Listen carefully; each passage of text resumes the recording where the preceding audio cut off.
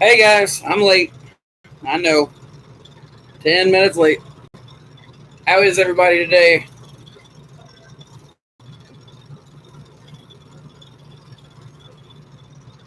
Oh shoot, we got a lot of comments already. Alrighty. What's up, Dune? Wayne? Neo? We do have some Harissa, and we also have some other stuff. Hey, Collier. You can put my coffee over there on the dryer. Thanks, man. And thank you, Henry. Yeah, I try to keep it a clean lab. Sorry, Salt. Wish you could be here, man. That would be cool, Neo. Turn this all into show notes and stuff, and just everything like that. Thanks, Wayne. I appreciate it.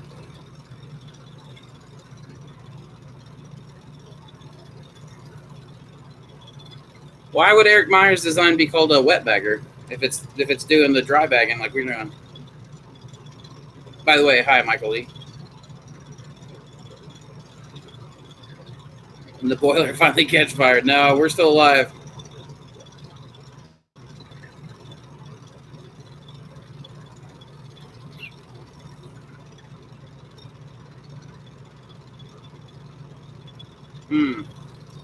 Oh, that's right, Wayne. That's a good point. Too much Teflon will make your foot pedals, so just wrap it once or twice. I think we only did once. What's up, Spore? Or Ben, or whatever you want to be called. That what a cliche about triple tape? I've never heard of that. Yeah, sporadic people have got to live their lives, man. Like this is crazy stuff.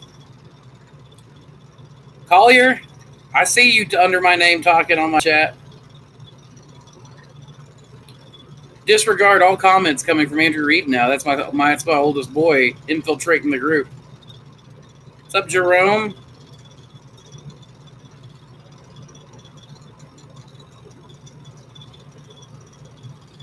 I mean, so wet bagging would be so we invented the process of doing the pelletized. Sorry, not invented. I guess technically, I saw somebody hand bagging dry like that, and I talked to him once about it, and then he went off the map for a very long time. And then Ben was like, "Hey, can we just put stuff in there and not shake it up and not mix it?" And it's like, "Yeah, I remember a guy doing that." And we were talking about it, and we came up with the name dry bagging because you're putting all your dry ingredients in, and then you're wet because of Thorn and Mousetrap. So I guess a wet bagger maybe does all of it at the same time like ours currently does. But to me, wet bagging is putting everything in a big mixer, wetting down your substrate, and then putting it in. Because even if you're doing it like we're doing it right now, while everything goes in, at the same time, the water and the dry materials, you're still putting dry materials in the bag. They just get wet in the bag. So, Michael Lee, there's not a clean delineation. We all make up our own stuff. So, what's up, Farmer Mac? His design with the ribbon mixer? Yeah, I don't know. Good afternoon, Wayne. Mossback family will be here in a little bit. Samantha and I are working today. I had to make the dreaded call last night to all the employees and basically be like, "Look, guys, we're taking a week off, maybe two. So we're not. I've just got to put in some emergency measures. We finally lost our last restaurant yesterday, and with that last resort, we were able to limp along with people. But after that, I just can't afford to limp along anymore. Samantha and I are going back to old days when we were running everything. So, is what it is. We're still making our bills. So it does hurt to have to do, man. I'll tell you that I haven't, the last time I cried was on the live stream when you guys got me talking about the story of the Enoki Oyster.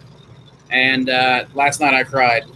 It hurt, especially since, we even had to call Melanie and tell Melanie, that we're taking time off, and I just couldn't, I can't afford to pay her to do anymore and afford the bills like electric and water and rent in both places and all that stuff. So we, Samantha cried like 5 or 6 times, and I cried letting Robin and Jason and Laura go, and then I ended up crying with Melanie pretty hard because after having a hard time talking to her. Melanie's been with us for years, and to tell her, look, I just can't afford to do stuff with you for the next 2 weeks, that hurt. And Melanie's family, Like Melanie is straight up family at this point, and it hurt letting family, go like that. But I mean, they're coming back as soon as we're back on. We'll be back online. I mean, we're already online still. I have orders coming in, and if the website orders start picking back up for some reason yesterday, they were going, but they really kind of took a dip for a while when this stuff first started up. And then yesterday, I don't know what happened. You guys turned on the tap, and I had like 6 orders yesterday come through. So, oh, cool, Michael Lee. So you ended up having your black pearls grew smaller but big clusters. And yeah, man, we're definitely gonna all bounce back from this. Like this is making me make. What did I say to the guy I was talking to today during my consult? I did a consult today. The coronavirus forced me to make good decisions earlier than I meant to. We were already going back to CSAs, farmers markets, and that kind of stuff, and it only made we were already going to go back to that with the new warehouse build. So we're already going back to CSAs and markets and things. So that's something that we're working on right now. Hey, Thomas, I'm glad you made it. Yeah, dude, we're about to be pumping. Samantha's out paying the electric and the water right now, and as soon as she gets back, we're going to be pumping out some lab work. In fact, I'm supposed to be doing culture work right now. I was supposed to have it done before the live stream, so that way we could really just go. So I'm going to be like probably doing I'm going to make some liquid culture here in just a minute with some agar dishes. So you guys will be here while I'm doing that.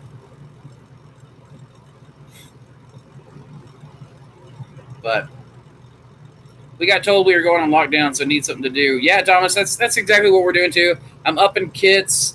I figured that's maybe why. Like, I know some people messaged me and said, "Hey, man, can you get this stuff shipped out because we're going on lockdown?" Shipments are still going out. We're considered an essential service under the Department of Homeland Security. So, because we're a farm and an agricultural service, we will be in business all the way through this. So, if you guys need anything, our shipments will be going through. Our shipments are going to be working, and we still get to drive around after curfews and all that kind of stuff to make sure that things get done. So that's going to help Ben. Plus, Ben's work at his work is considered an essential service as well because it's pharmaceutical grade stuff. So he'll be going for a while as well. And yeah, David, I agree. It's going to get better. Like, this is such a huge opportunity. It's going to hurt, but that's how opportunities are. Opportunities hurt at first, and then they become opportunities better. This is when fortunes are started. So our underground warehouse is more suitable than on land for growing oyster mushrooms. I mean, I figure anything underground is more suitable just because you end up getting temperature control better. Thanks, B. Smith. I appreciate that. I appreciate you're calling me good people. Plugged in power and network. What do you mean plugged in power and network? Hey, hope all is well. What do you think of the Cora Live culture mix? Cora Live or corn syrup one? Caro. Okay, you got that backwards, I guess. No, you're using the premix from Shroom Supply. I'm actually not using the premix from Shroom Supply anymore. I have my own liquid culture mix that I premix now. It's 5 parts corn sugar dextrose, 1 part malt extract, and then I add 20 grams of that to 500 milliliters and pressure cook for 30 minutes at 15 psi. I'll be making my order next week that we discussed. Bring it, Wayne. I got it for you, man. We'll have it for sure. Hey, Wayne, I got some other stuff I want to talk to you about. I'll get on Facebook later on tonight, maybe tomorrow morning. We'll talk then. I got some stuff I want to send you. Now is when people are looking for alternative foods to grow at home. I've gotten some potatoes sewn in and more to do tomorrow. Yeah, that's why I opened kits and plugs back up on the website. I was looking at getting out of those, but, man, I'm hitting them harder than ever. And, yeah, as far as potatoes, like, man, I've got thousands of tomato plants coming in. I've got thousands of peppers growing in. I have I used to grow plants in test tubes and stuff, like doing old callus tissue culture and all that stuff. I'm going to be getting back into that. So, hi, Andrew. I just built my laminar flow hood. The plenum is 12 inches deep. My blower is slightly oversized. Flat out, I get 157 foot per minute. Except for in a couple of spots, I'm getting 97 EWD white. I would have to look at it more, but it has something to do with your pressure and your plenum, and I don't understand all that stuff. That's a Ben question for sure. That's why laminar, like, you don't need just a HEPA filter. You need laminar flow. Laminar flow is to keep you from having those eddies like that. So yeah, I'm not entirely sure what your problem is. It would take some troubleshooting. Rob Webster, you are the man. Learn what I can. I agree. I am the man, and I'll learn what I can. What's up, Thomas? Hi, Norway. Thank you, Shrosh. I appreciate that. What's up, Abraham? Welcome back to the chat. I have a problem with my water content on the rye grain. Well, what's your problem, Thomas? You getting too much or too little? You shipped to England, by the way. New warehouse looks amazing. Thank you very much. It is an exciting time to have a new warehouse. I'm really happy to be having a fabricator move in with us. Ben. Having a fabricator during all this stuff is just amazing. Last live stream or two ago, you almost killed the laptop battery. Yes, you are plugged in. Network is right above me. We're good to go. Adam, no, I don't ship to England, man. I would like to. I just haven't done it yet. I know we got to figure out some import-export, like, paperwork, and I don't know all of it right now. So, yeah, Wayne, absolutely. Rob, I do sell blocks, so you need to call me for those orders. I don't sell those online other than kits. If you want, like, a single kit, I sell that on the website. Otherwise, you need to just call me from the number listed on the website. And I do absolutely sell blocks. It is local pickup only, though, for bulk blocks. At least until things get settled down. How would a small outdoor greenhouse be passively humidified? Just hose the ground inside it? Or so Shravan, yeah, that's one way I used to do. I used to go in with a water hose and just wet it from top to bottom once or twice a day. And that was during the spring and fall, I got pretty good results that way. In the summertime, I always had to shut down. Then I moved my greenhouse into the forest.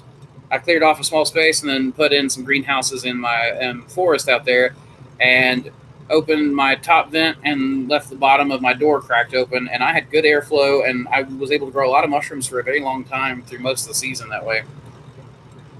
No, I'm not shipping to Poland, Lucas. I wish I could, man. I am not an exporter yet. How soon do those cultures come in? Never got that tracking number. Probably should email you instead of live stream this question. Didn't think you minded. I don't mind. I thought we already sent it to you. Let me check on it. Things are chaotic. We will get it to you.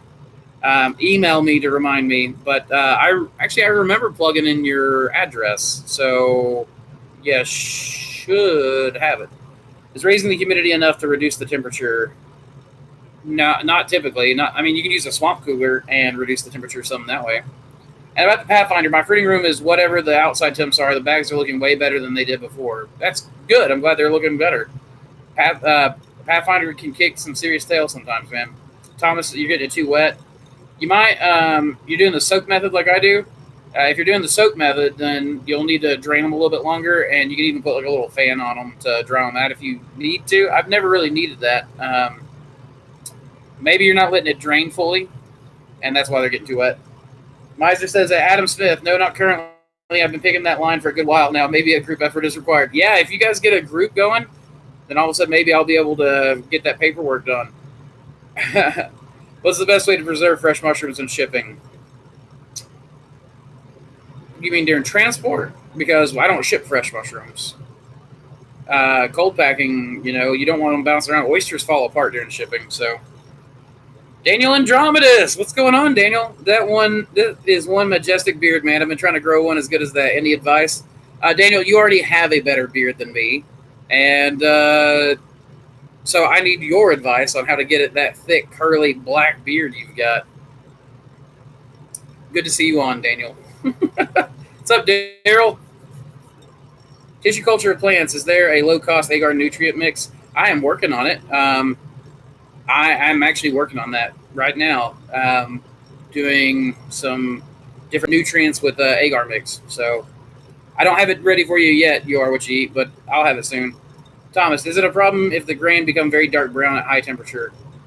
Mine tend to turn from light brown to dark brown, kind of a chocolatey color as things go. So keep the UV lights on inside a box with a fan for what?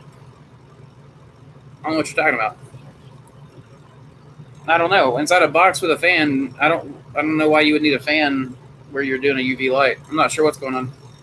To filter air or something? I don't understand. Thomas, yes, soak. Okay, yeah. Then pressure cook 90 minutes. Yeah, man, I would, in that case, I would drain them a little bit better. Like, put them in your sink, let them drain for a bit longer. Possible to have too much air circulate, too much circulating fan in fruiting room. Yes, you can dry out your mushrooms circulating out too much. Grain water is a cheap agar mix. Thomas, that's a great idea. I am going to try that. Which is the best for seeds, wheat, barley, soy, or what else? In my opinion, oats are the best. In your part of the world, you may have a hard time getting oats. I get them all year here because they're grown locally here. It's about our big grain in this area. That and corn. Andrew, as soon as this pandemic is over with, I swear to you, I'll rally the EU troops on your behalf. Well, I appreciate that, Meister. Hey guys, the ladies here. The better half. We'll be okay. Start basement, or that get us sick. Rob, I've started in the basement. I mean, you've watched my channel. If you've watched my channel at all, the past videos, you know that I'm in a basement. So, although all basements are not equal. All basements are not equal. You need to be able to pull your spores out so that they don't flow back into your house. And it needs to be because you will get sick that way, and you need it. Yes, you need to be clean. A dirt floor is probably not good. Do yellow oysters require anything? Oh, the chat jumped. Another moderator just handled this. Well, thank you, Wayne. Yellow oysters require anything special regarding the incubation, moisture, temperature. Been treating it like kings and blue, but it's not growing as well in my grain. Well, no, man, I just treat it like all my other oysters. Is air conditioning the best way to reduce temperature, and are there cheaper ways to reduce heat? So swamp coolers are the best way if you're in a dry area to reduce temperatures, but air conditioning is the only way I know of otherwise. I mean, you can do some geothermal cooling, but that's an expensive option to lay in. PC for 90 minutes because of risk of contamination, not the normal 30 or whatever. People only do 30 minutes for like liquid stuff like agar and liquid-culture. If you're talking grain, then you need to do an hour to an hour and a half. I do mine for 2.5 hours at 15 psi. What mix do you use to cultivate shiitake? 60% hardwood fuel pellets, 40% wheat bran, and then hydrate to 60%. Andrew, I made the same mistake you made by tipping my stack of Petri dishes over, only differently. I wasn't on a live stream, and mine were just filled. Oh, yours were filled. Ow. Oh, my goodness. Well, at least, you know, there's that. Oh, Wayne says, hi, purdy lady. Is there a particular name strain of oats to use for spawn? I just use whole oats, WHOLE, whole oats. What do you do with grain water as agar mix? I assume you just take your grain-soaked water, like, and when you're draining your grains, you just collect that water and you do 500 milliliters of that to agar, to like 10 grams agar. I'm in Mobile, Alabama. How hard is it to grow in our environment? So you're going to be dealing, like with us, you're going to be dealing with heat only longer. It shouldn't be that difficult. Ben's working on some HRV stuff. You can look at an HRV. It's a heat recovery ventilation. I think it's what that stands for. Bradford Coons builds them and sells them, so that's an off-the-shelf thing. But he also, I think, shows how to build them, so you can check that out. The HRVs are going to be great for you during cooling, but your hardest time of the year is going to be like August during the heat. Use the grain water from boiling grains and just add 10 grams of agar powder. Like I said, I found about half grain water, half normal water gives me a little better growth. Yeah, I mean, I can see that. You're getting probably a lot of anti-nutrients in that. How long will I have liquid culture, long-term storage? You can put it in the fridge for a very long time, Lucas. I put mine in for like a year before, and it worked out well. But it does grow in thick, and it's hard to push that syringe down once it gets plugged up. HRV with spore buildup. Any thoughts on how you would handle this? Yes, Ben is building that easy to where we can open it up and spray it out. And it'll be outdoors, so we can just spray it all we want. What depends on the increase in the density of mushroom oyster? Is there a bright white, and is there anything that preserves or gives it a white color? I don't understand the question. Is there anything that gives an oyster a white color? White oysters are white. If you're talking about that you're not getting enough color on like a blue oyster and it's coming out like a white or a gray, then you probably don't have enough light, or if you do have enough light, then your temperatures are probably really high. Everything fades out quickly in high temperature. Genetics also play a big part. I guess it's trial and error. It is, Thomas. Everything's trial and error in this thing. You can't replicate everything that I do, you know. We had good luck with the Aspen oyster with it being just white. Yes, that always answered a different question on that one, but yeah, on the trial and error, um, the white oysters, aspen oysters, are very white.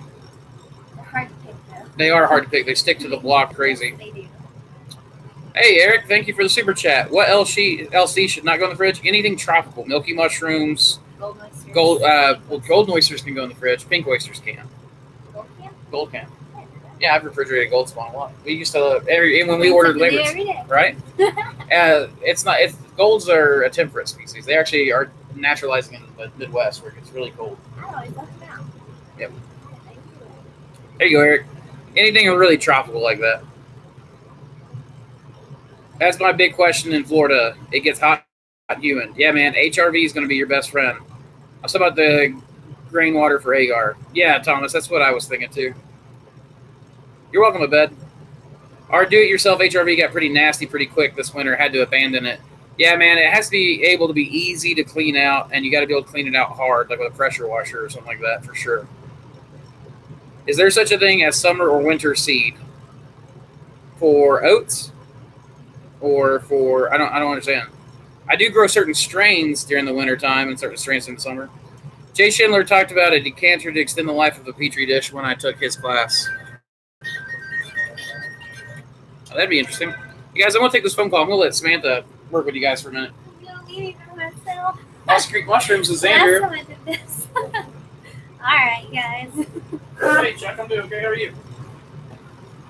As you can tell, I often hide behind Andrew. He's my shield. Hi! Well, I'm definitely not as technically experienced as Andrew is, but I do have a bit of knowledge on everything. So if there's anything you want to ask, I can try my best. But yeah.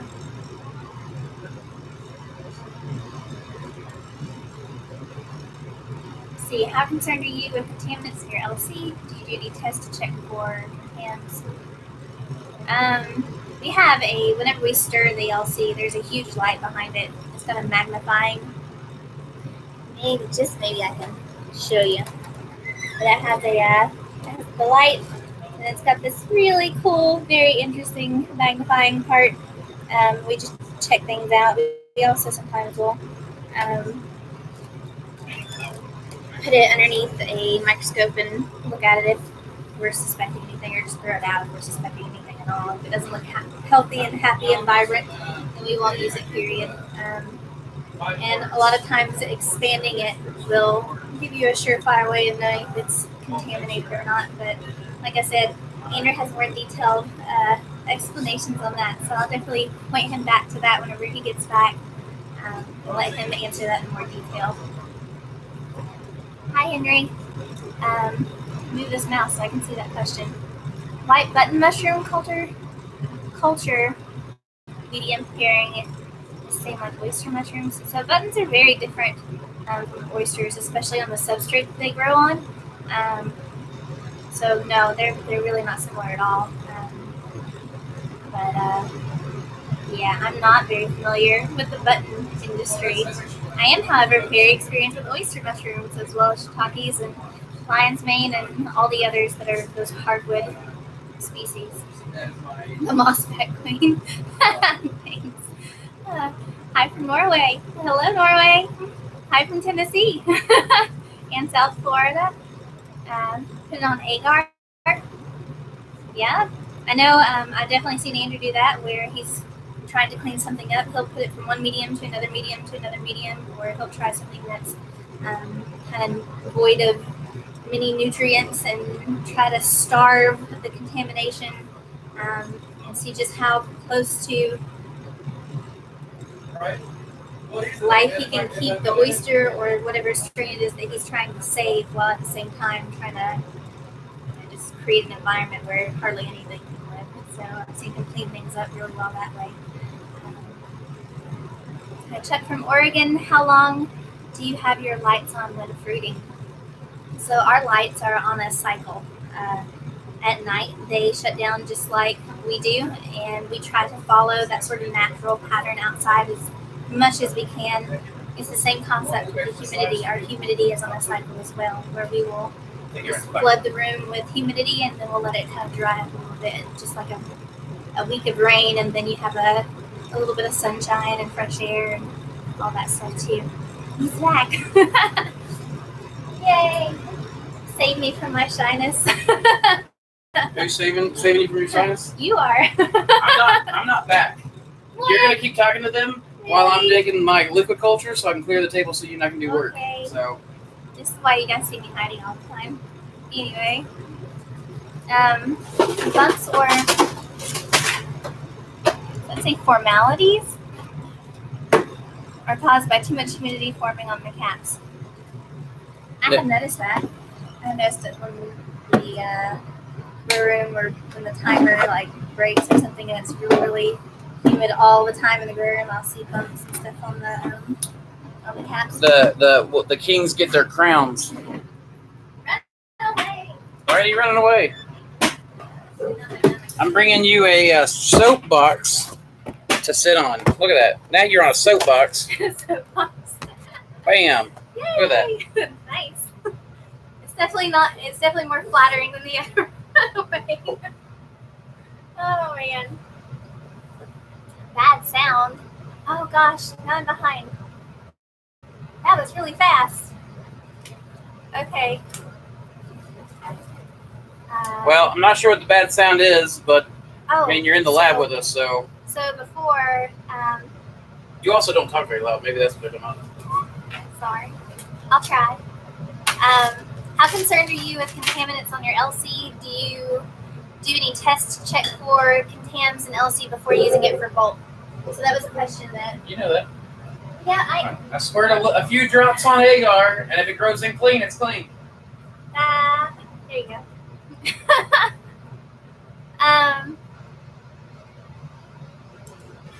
So we answered the how long do you have your lights on when fruiting? So you can do a 12 on, 12 off, but as I say, I know they go off at midnight because I've totally been in there. Well, but ours are on a 16 on, 8 off because we extend the amount of time in a day that we can go down there and work at any point we want. So we might be getting there late at night, or we may be getting in there early in the morning. So we only have ours off for 8 hours. Okay.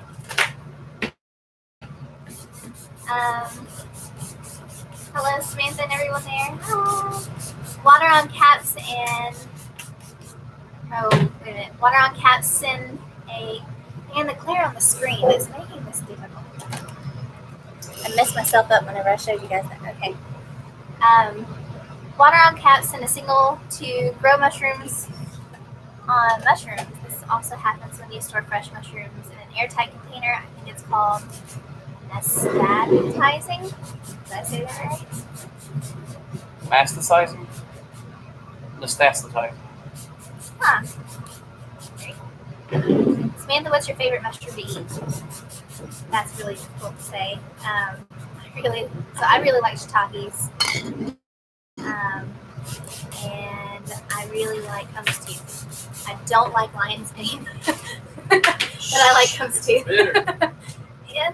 And the texture on lion's mane is, I don't know. Hummus tooth is just more delicate. It's hard to explain. Delicate and meaty at the same time. I just really like it. Plus, it absorbs all the butter, and it's really yummy. Butter is the way to Samantha's heart. It's true. Well, not entirely. I'm pretty picky. Glad to see you running the show like we all need to. That's not true at all. Oh my gosh, we are all very lucky to have an awesome team. The past week has been really, really hard. You caught me crying earlier. Project. Huh? Project.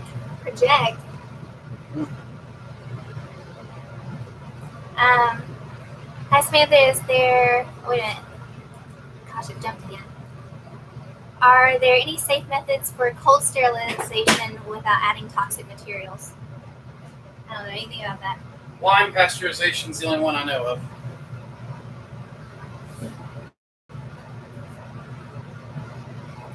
Samantha, is there any way you can deliver liquid cultures to Italy, or will you in the future? I would love to go to Italy at some point. I am like, what, 1% Sardinian? Isn't that somewhere near? Sardinian is Mediterranean. It's close to Italy.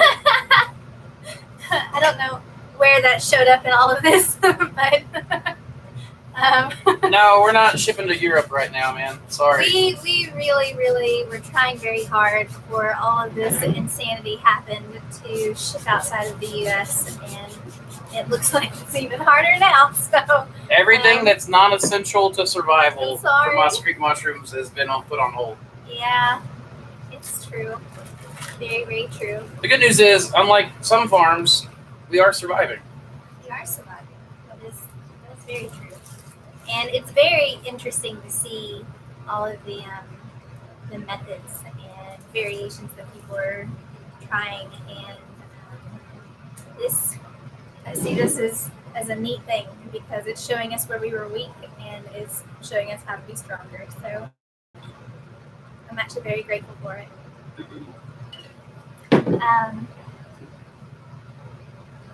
You are doing great. Thanks, Wayne. I'm trying. Try not to be a beat and try not to hide behind Andrew. Hi from Belgium. Hi, Belgium. Do you see also the what? Syringe, I guess that is, filter for grain spawn jars? So I've been working with syringe filters on grain spawn jars to inoculate liquid culture into grain, and it works really well. The problem is you can't shake it up. Like it is a no shake method only, so you have to wait until it grows in entirely. Because I've shaken them up before, and only the ones near the top will grow in because the ones on the bottom aren't getting enough airflow. So it does work, but slow. I was like, why does my ear look so white? It's the light. Oh, goodness. One's white and the other one's not. I sense the miscegenation in its heritage. Oh my goodness. Could you share your way of managing the rhythm of cultivation from spawn to mushroom to help someone really messy who needs to learn organization? Sure. It's a syncopated rhythm. I'm playing. Okay, I'll be right back. Caught me on organization now. You guys got Samantha on the organization. Now she's going to go like all kinds of crazy. Oh, why am I doing that? I don't need to expand this one yet.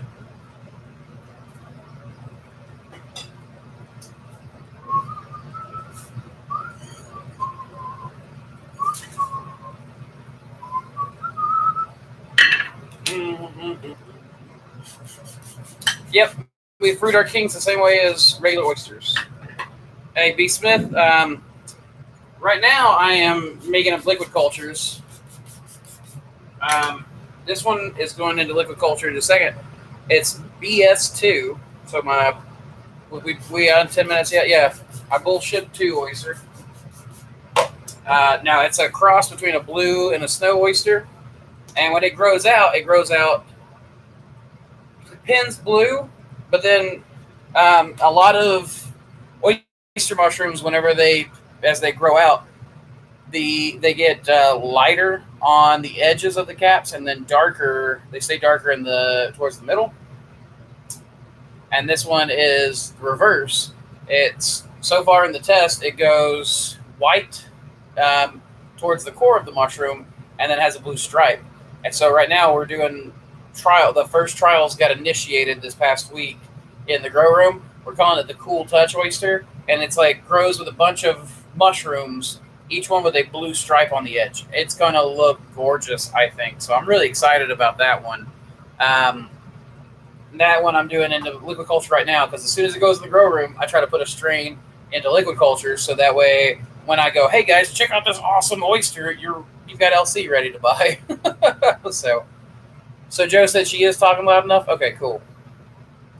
I'll stay off of her then. She just gets so quiet, and I'm so hard of hearing, I have a hard time with it. All right, here's Samantha with that. You know how happy it makes me that you asked about organization because this is like my favorite thing to do. Okay, you're going to have to give me a little space then. Oh, really? Okay. Just a little. I also like to spread out my organization and take over everything. All right. So as far as Hey, organization, you're taking my chair? thank you. Okay. No, keep the chair. I'm just messing with you. So whenever we first started, we did everything on a whim, sort of just haphazardly all over the place. I'm going to try to talk this way and away from Andrew. I'm going to back up over here, like way over here. So You can take the computer with you. Can I? Yeah. I don't know where to take it. I'm just afraid people won't be able to hear you from over there. Can you guys hear her from over there? I go. Well, we'll see. I don't know. The channel is... Oh, my gosh. Hey, Jason's on. Hi, Jason. If you guys can't hear her, just say so. But we weren't spot on. And before this insanity happened, we were spot on. Like, by that I mean that we were either over, before we were sort of short on a lot of our orders, but then we became over by like, what, 2 boxes? Or by 1 box, all of our stuff. And it's amazing because my first tip is to write down every single thing that you do and to then see the patterns and then place those patterns in the most effective places. So I bought a calendar at Walmart. It was $15, and in this calendar, everyone writes down what they do every day and then how long it takes them.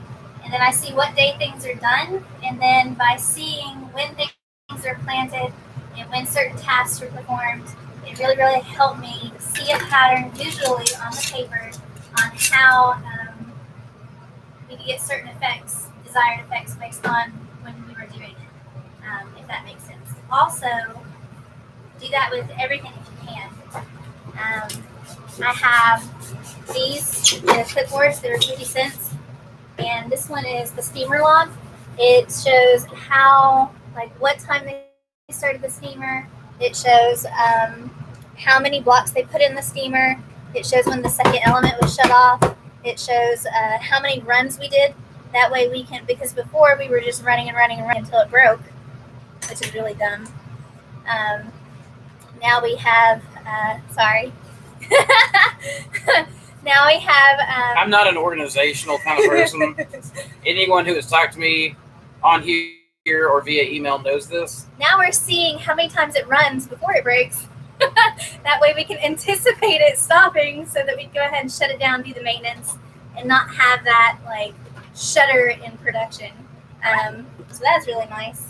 And then I've got another one that's a planting log.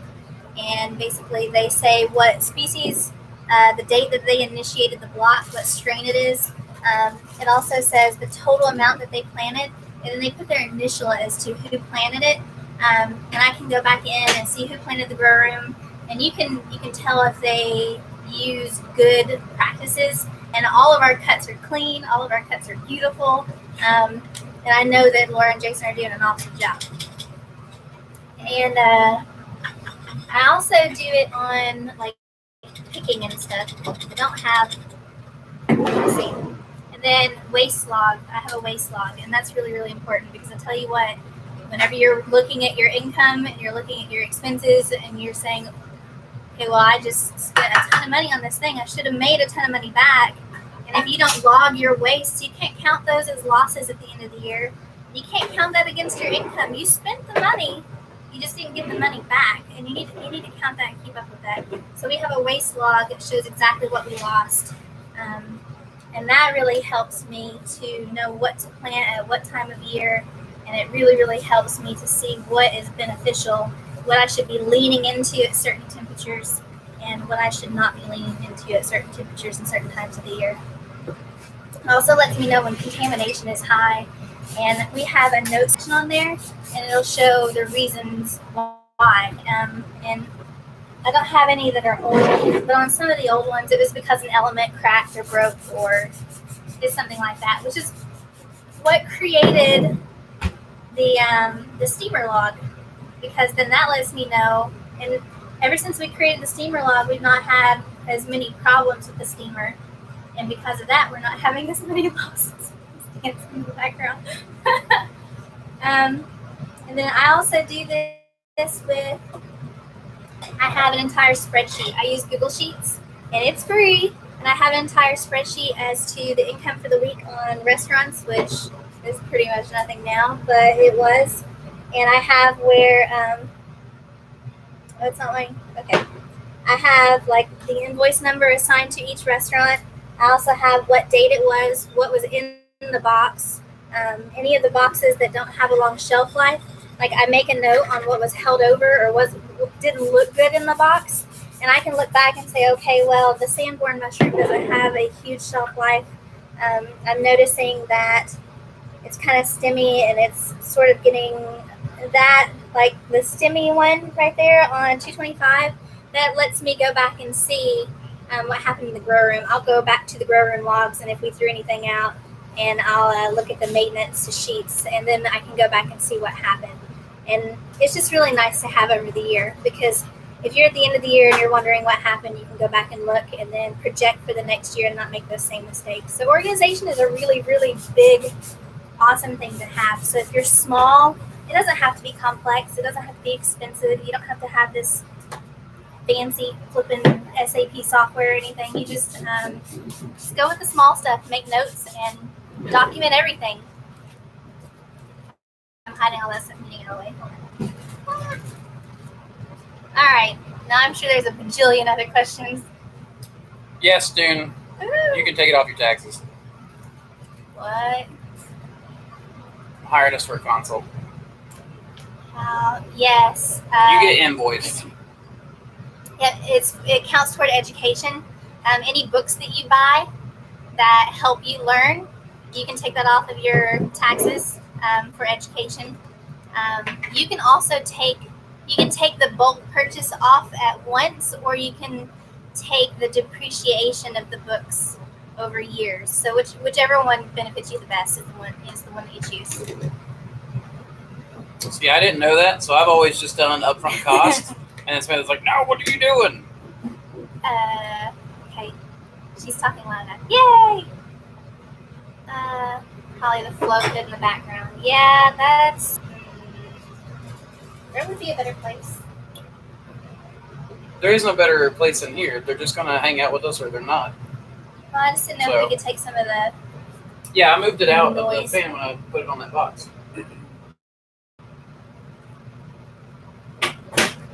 Is your guys' race sheet good to dry? Have you answered any of these, Andrew? I have not. Okay. Our race sheet is fantastic. It's going up on Liquid Culture. Let me see if I can get it posted today. By the way, if anyone buys a culture plate of the reishi, you're going to get a Liquid Culture of it at this point. But because I've had so many orders for reishi going out that I'm out of plates of it. We are about to do a medicinal bulk pack of Liquid Culture going up very soon. If you order it, you'll get the reishi, you'll get the Liquid Culture, but I'll throw in a couple of freebies to make up the price difference is what I've been doing right now. So it's like I was not expecting the medicinals to be so popular, so we're trying to get them on the website as fast as possible in Liquid Culture. This butter is good on everything, right? Yes, it is. Daryl Wise, I missed your question. What? Where was it? We skipped that one on purpose. I'm sorry. No. I can't. I see where he answered it. Well, if he already answered it for you, well. I answered it? No. No. Waga Man answered it. Thank you, sir, for having my back. I appreciate it, and I'm sorry, dear. Man, there is something that smells really sweet. Does it smell like licorice? Because, yeah. Is it the Pathfinder spawn? I think it's the Enoki. Because I opened up the box the other day, and I don't have any energy. I smelled it too. Well, unless it's the plates. I don't know.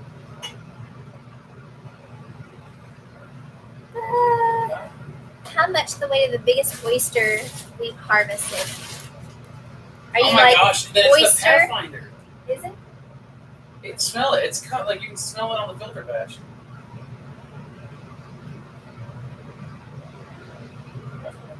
It's wafting like a sweet smell. That is. My God, that's made me hungry.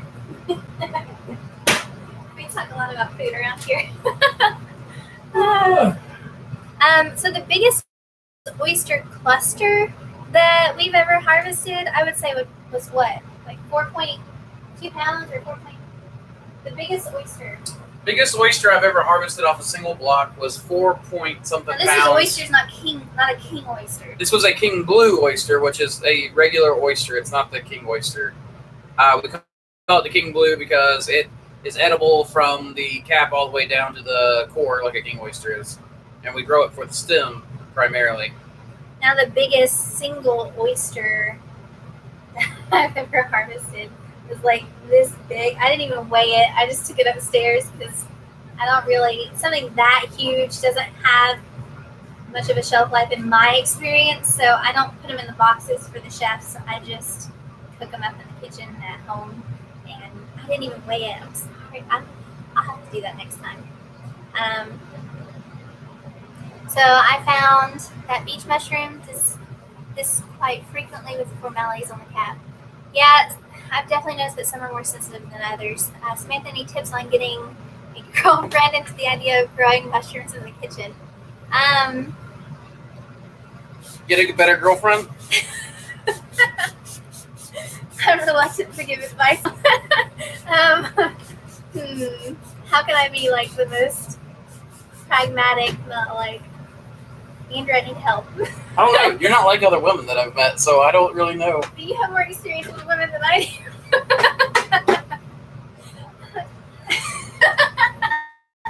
do? Okay. You just tell her, baby, that's gonna take care of all of our problems. You'll be so secure. You'll get to feed. Growing them in the kitchen. I'm guessing like a. All of our babies will be fed. That works. I will say that works. Yeah. I don't really know. With Samantha, she just kind of let me have my own crazy way. She lets me have my own crazy way. Yeah. I figure we're even. So I'm not really quite sure how to actually. That's it. Bargain it for one of her perks. There you go. I don't know. Samantha and I talk about this a little bit in our Married with Mushrooms video. You guys can go check that out. Maybe you can glean something there. So I will say that people, with my experience with selling kits at market and people coming and giving me feedback, one of the things that the women in particular did not like, and I personally myself have experienced this, but now that I have more experience, I don't let them get this far. But when the mushrooms are on the counter and they get too big and you don't keep them early enough and they just like spore everywhere and you have a big flipping white cloud dust on your counter and you're like, what just happened? So it's definitely hard to keep clean on your counters if you aren't ahead of the game. But so I don't know, maybe that'll help. Just pick them early and often. And then I don't know, some of the women were like, they aren't in a pretty container, blah blah blah. I don't know. It doesn't bother me. It's functional and it has purpose and they're good to eat and it's wholesome and it's nutritious and that's the way that I see it. But I'm also oddly practical. Annoyingly so sometimes. Andrew can tell you. Got a thing of flowers from the other day and I got mad. Guys, have you ever had a woman that gets angry at you for buying flowers? Sorry. What she doesn't know is I didn't buy them for her.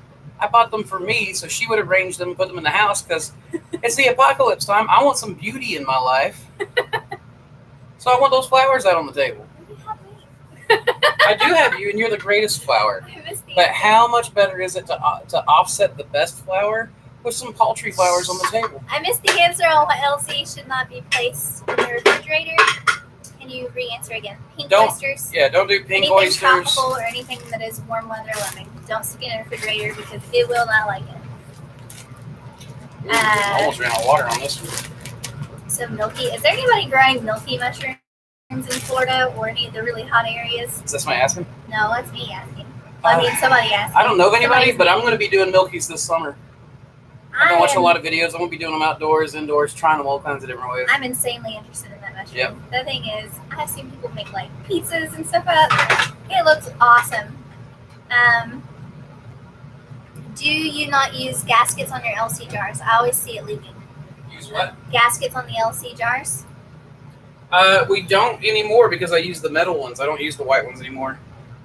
It says I always see it leaking. Does it leak? Ours? Yeah. Or yours are leaking? I've never seen If you're it. using the white lids, you have to use gaskets. We use the. Have you shown that? Kaizen wants mushrooms tomorrow? What? I thought they were shut down. Okay, so we tested 3 different things. This was the first one, and there's a. Is there a gasket in this one? I think there's a gasket in this one. Yeah. And then here's the second one. These are definitely easier to put in the dishwasher and sterilize and like get really hot, clean, without it rusting, which is really gross in my opinion. I don't like it. But you have to use a gasket with these. So you can see it in the background. It's gas. Andrew doesn't like gaskets. Understandably. It's so annoying. And then this is the one we use now, and we don't use a gasket with this one. No, we don't use that one anymore. We don't use this one anymore? What? Now what have you changed to? The metal ones is what I just said. The metal ones? Those. Oh, this was the first one. And then you changed to that one, and then this one? No, the white ones were the That's first the ones progression I I used. saw. So now you're back to this one? Yes. Okay. No, so this was the white ones were the first ones I ever used, and I didn't like how they leaked. So in the gasket, so I went to a leak-proof ones, and then I went to the metal. Ignore everything I just said. Okay. So She's so wrong all the time. re-examine timeline. So this was the first one, and then the gray one, and then the metal one. Am I correct? Andrew, What? am I correct? From White. left to right, yes. Okay. Okay. So this is the progression. We now use this one, and you don't use gaskets, right? Correct, because we just use the gasket that's built into the lid. So yeah, on the metal ones, it just like the old canning, it melts to and adheres to the glass. Ugh.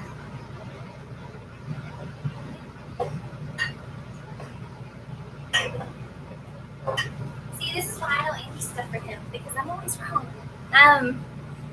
But I try. So, and I'll make it right eventually. Everything but warm weather. Yep.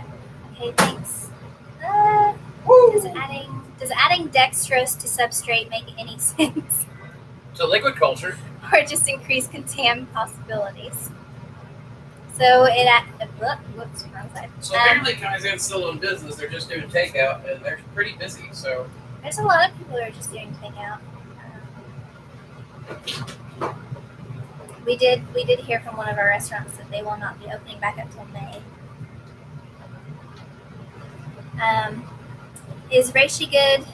Which I understand, and I am all for it because it helps us in the long run. But I also understand having good practices and continuing to do takeout, trying to hop along as best you can. yes, reishi is good to grow. I've got maybe 20 or 30 bags growing in right now. You don't need a grow room to grow good quality reishi either. That's a good one for people who don't have a lot of space. And reishi sells about $94 a pound dried. So it's a good one. Plus you can grow out like one big crop, dry it, and then hold it for a little while and just sell it. I had a buddy that would grow it in his garage in the spring and then have a huge supply of dried and sell that a little bit all the way through the year. And thank you. Is it Michael Lee? Michael Lee, that's how you say his name. I keep clicking the wrong button. Yes, thank you. Michael Lee! Thanks for the help, you two. I'm totally inspired by your operation. Keep up the awesome work. Thank you. We try our best. We don't always succeed, and then when we don't, we definitely learn from it. Then we try even harder. So we're really grateful that you guys are here too, because we learn a lot from you. I'm trying to see up there and I don't have the step stool. I hear her. Okay. Yay. Hi, guys. Thanks for the live. You're welcome. Yeah, we hear you. No, she is loud. A probably better question for a tax professional. Are you Oh, and it jumped again. Okay. Hold on. are your consults? He already answered that. Learned everything from this guy, Eric Hey, Myers. Ben brought the step stool back from the foundry. Yay. Well, now you don't have to jump anymore. Yeah. And constant. I mean, you can always put me on your shoulders. I guess so. That'd be a good show, wouldn't We'll it? figure it out. No. We would probably fall. In constant research, doing my part for the help I have received. Thank you. And that's like the best thing ever, in my opinion, is that sort of open resource, learning from each other and then coming back and feeding it back in. I had some bag that got contaminated that I just put outside, and the oyster mycelium still took over. Bags haven't fruited yet, but if they do, would they be okay to eat? Or any contamination is no-go? So in my experience, whenever that has happened, as long as the fruit cluster looks good and clean, we've eaten it, and it didn't. So I would just look at your cluster, and if it survived the run, if it survived the running away from the contamination and it got a leg ahead, then definitely. I would even consider cloning that, because if it had a successful fruit with that fight, like, that's a good oyster in my opinion. Last time I saw you using mushroom tissue for liquid culture, can you advise me which is best for liquid culture? Master, pure, or sub? Master, pure, sub. You're gonna have to answer this one. Yeah, you're going to have to specify. I'm not quite sure what you're asking. Right here. You're using mushroom tissue for liquid culture. I guess the core sample. Like, what's best to go from liquid culture, or the best to inoculate liquid culture? Because I always inoculate my liquid culture with more liquid culture, or inoculate it with agar tissue culture. Technically, I guess liquid culture is a type of tissue culture too, but that would be awesome to have a split screen. Do it again. To have a split screen, and how do you do that? If anyone knows how to do that, we'll do it. I just don't know how. I know I was waiting a while to catch Samantha and learn about her methodology. It's wonderful insight. Thank you. It's just been from sheer necessity, and so another thing is, as we've grown bigger and needed it more, we've definitely gone through like this bottleneck of just chaos, and then demand necessitated having something, and so that's really what has helped a lot of this go along.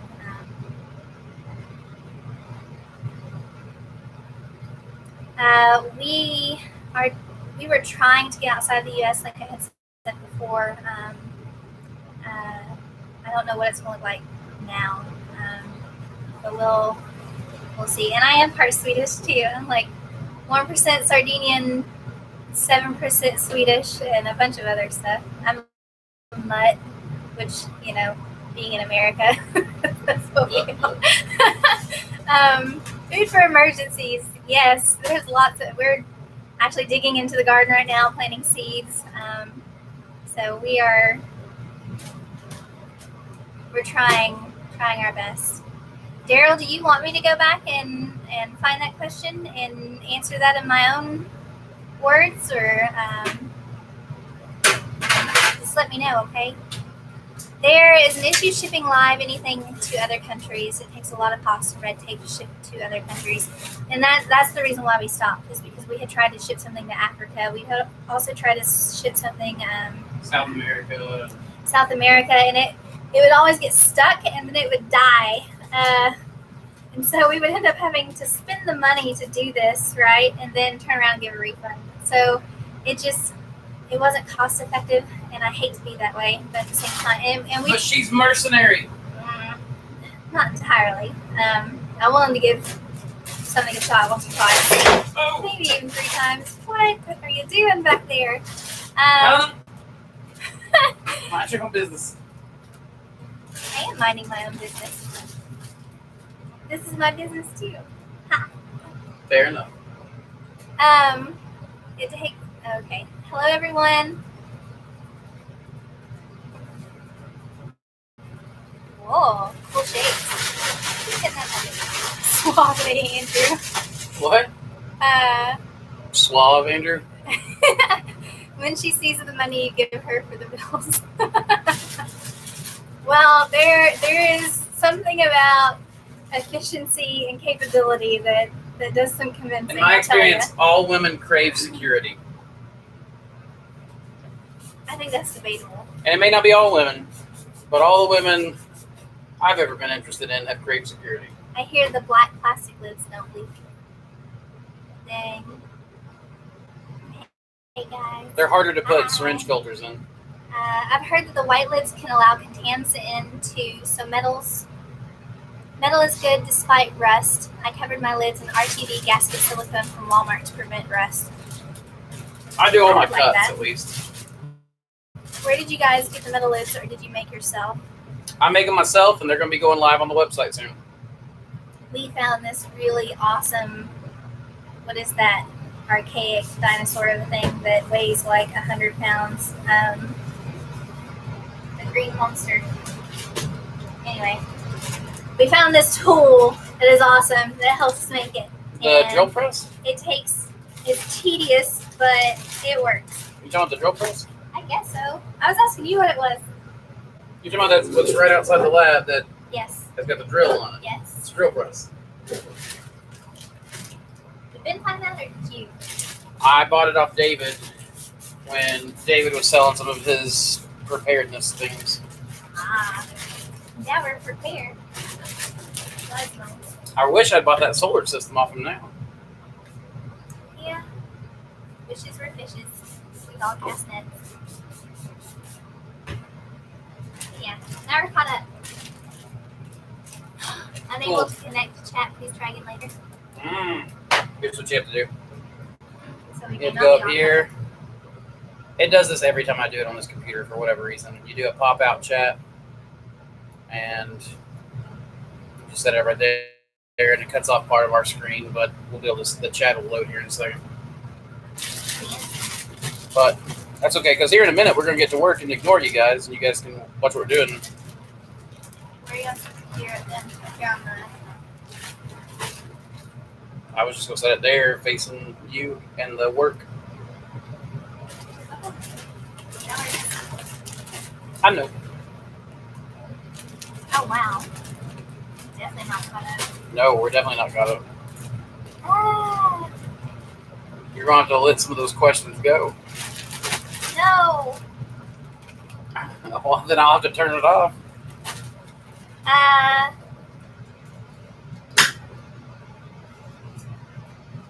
Touch my face. Ever since they said that, like, everything is just itchy. I make the metal lids as easy as you have time, and that's the thing, is finding the time to do it. It is pretty tedious.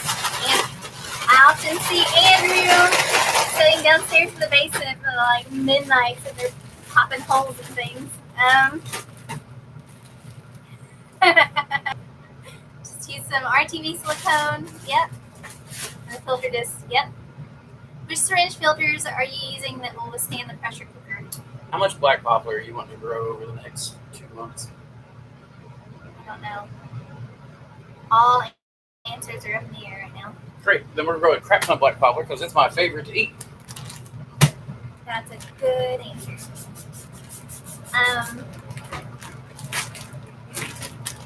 Hey Sam, I think you skipped my question, or maybe I missed it. Do you have any advice for convincing my girlfriend to join my mushroom farm team? Oh, she was definitely resistant at first. Ben, have you seen Married with Mushrooms yet? Our Valentine's Day special one we did? So, when Andrew first brought this to me, he had lost his job, he gotten a grant, and then he was going to school. And I was working 2 part-time jobs because I could not find a full-time job anywhere. And it just seemed like a gamble and a whim. And I was really reluctant, and I was frustrated because I felt like it was one of those get-rich-quick scams, and I wasn't impressed, and I wasn't for it at all. Then Andrew convinced me. He was like, okay, just, one kit, let me see what I can do. And we ended up not signing back up for the next semester. We both we dropped out of school, and we both ended up getting a job at Rich Products Corporation. And then he kept having allergic reactions to the walnuts. And so he had to quit. I stayed on, pregnant and everything, and I kept working and paying the bills, and he stayed home with our other children. And it was really hard, and I took as much overtime as I possibly could. And so it started with a $30 kit, which ended up being $60 because it cost like $30 in shipping. It was I swallowed it, and I was like, you know what? Okay, fine. He's being persistent enough that he obviously thinks it's a good idea. So he did it, and then we ate the mushrooms, and it became this will be a good way for us to take our grocery bill and reduce it by being self-sustainable. And so it started with that, and then he started going to the market, and then got some small food trucks on board, and then Knox Mason picked us up. And Knox Mason was our first restaurant, weren't they? Yeah. And then Crown and Goose. He gave us a chance, and Jeffrey from Crown and Goose gave us a chance, and that made our world. That showed to me that people beyond just Andrew were interested. I'm so sorry. And it started the long, slow process of spending $50, making $50, spending $50, making $70, and then just paying for it over and over again. And then once he started making back what he was spending, then I was like, okay, $100 more. Here you go. And he made that back and more. So I was like, all right, well, let's start funneling a what's it called?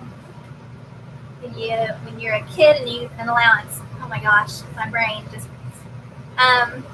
putting an allowance toward this project, and that's when we started doing that, and it just continued to make money. And that's what convinced me, was that it's not just a shot in the dark. It's not just something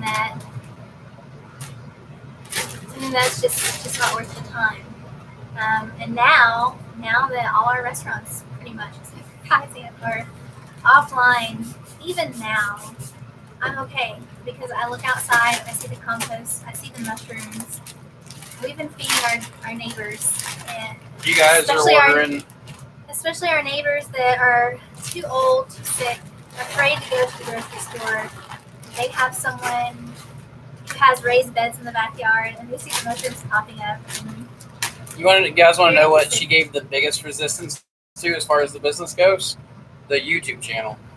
I was spending money on camera equipment at a time when we had no money because we were putting it all back in the business. And that scared me to death. I was so. She was like, "This is never going to pay off. Why are you doing this? This is just another thing." And because the camera was $800. True. Now the lens was $600, and that's really cheap. I found that compared to my stuff. I did it as cheaply as I could, and then basically every time I would do videos, I'd get a consult occasionally. I also saw this security risk. Yeah, she's like, people are going to see we're doing it wrong, and we're going to they're never going to buy from us again. And I was like, they're going to see we're doing it wrong. They're going to tell us, and then we'll be better growers. A mistake. And we're constantly in a learning process, and we're not going to be 100% perfect all the time. And that gave me so much anxiety that I didn't even want to begin. And that's where I'm also a perfectionist to the point where Andrew gets on to me, because I will analyze until I am paralysis by analysis. Yeah, I'm stuck. And that's where I need him to just kind of push me and jolt me into running forward again. And yeah. Anyhow. But yeah, see about that, and I'll tell you, YouTube's saving our ass right now. Not that I said I told you so, because she is 100% on board with it now. I am. Yeah. Even now, when I'm scared to death and I'm not sure what's going to happen, I know I can feed my family. I know that I can feed my neighbors. I know I can feed my community. I know that we can. We're seeing our community pull around us. Survive. Yeah, and it's amazing. I went to go get seeds at Leaper's Hardware, and told him what we were doing because I was asking her about the garden. I was like, look, I know about fungus. I know about a lot of other stuff, but I don't know when you plant bees. Like, or you know what kind of soil it needs. And so, anyway, she was telling me all this stuff, and I was sharing my information with her, and she was like, you know what, if you want to pop a tent out here in the front parking lot, you do so, you know. She's like, Tractor Supply offered the same thing to us. Put a flyer on the front of the door. She's like, I'll advertise for you. You guys are awesome. So, I mean, it just, if anything, it's the product that proves itself. It's not so much, in my opinion, convincing her as just letting her see what it's capable of. Stop trying to convince and show, and just let it do its thing, and that's where you're going to go right, in my opinion. Women like proof. There's my reluctant advice. Women are what? Women like proof. It's true. It's very true. So proof in the pudding, proof is in the mushrooms. Proof is in the mushrooms. I send a small piece of agar wedge in a plastic container. Super small one fits in a letter to the States all the time for $3 USD. Get wedges sent to me as well from USA. That's not a bad idea, but you probably are doing that with individuals, not businesses, because our business stuff tends to get held up in customs easier than a lot of other stuff. I usually have to label it commercial sample and all this kind of stuff, and sometimes it gets stuck in customs a while. Though in a letter, it may not. Shout out to Ben. Yes, shout out to Ben. I think he's either at the warehouse or by now probably at work.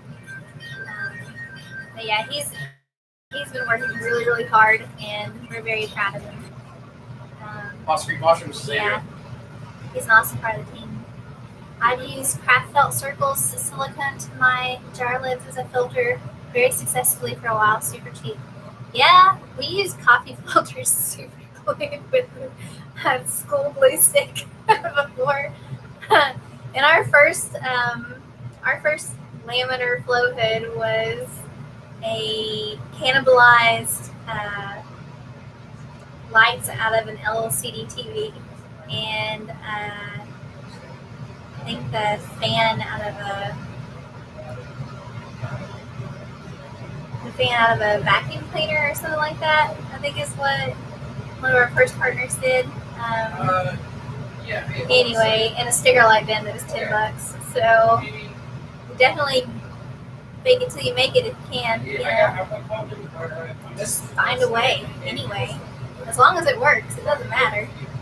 You guys can take questions and email and then collect them and just go through them all on a live stream. You wouldn't have to keep up with the chat or repeat answers. Yeah, that would be a good idea. I will say that is a little bit more tedious than a... think about that one. Hey, John Grady. Okay, so that's directed for someone else. Taking which petri dish. So I'll let Andrew answer that one.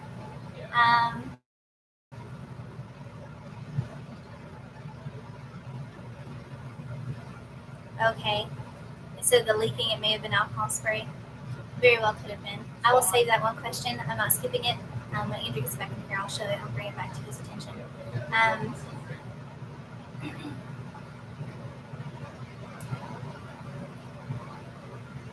So I had intended to clean out a couple of my jars, which have blue-green mold take over 90% of the grain. Life got in the way, and I had them left open for a few days, and now I have 3 pinheads. Well, that is something that I've definitely. They do their own thing for sure. Signal is really bad down here, so I will say that I don't know about you guys, but during this whole mandated shut-in, shelter-in-place thing, our internet has been really, really spotty, and I think it's because so many people are using it at the same time.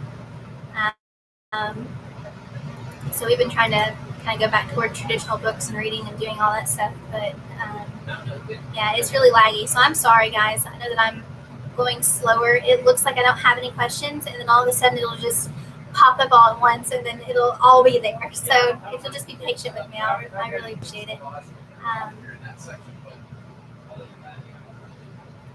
And that may be that's where the email thing would really come in handy. So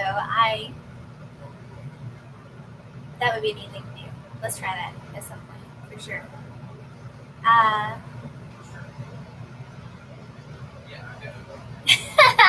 I got my girlfriend on board when I told her how much I adore seeing her in the lab coat and gloves. Oh my goodness, that is funny.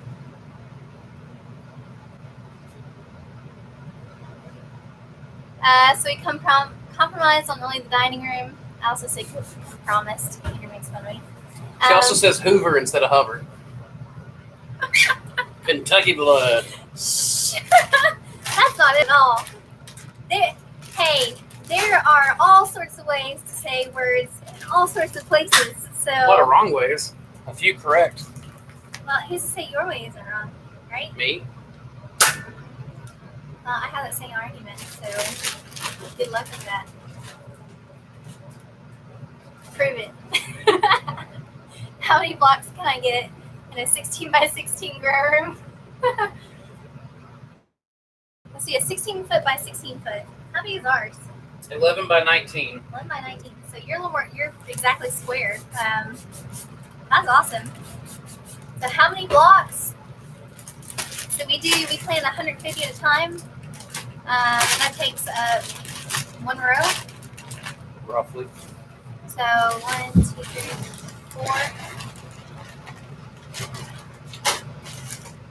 4. Let's see. Our grow room holds 600 blocks. 6 times 3 times 26 plus 36. So I can't do that in my head. You do that. Either. That's our big room. That's how many it holds at one time. Something like 400 and something. 468 or I don't remember. Hi Tony. We usually hope things are going good for you. Things are going. Not bad. Quite as we anticipated them to. Not great. They were great like a week ago.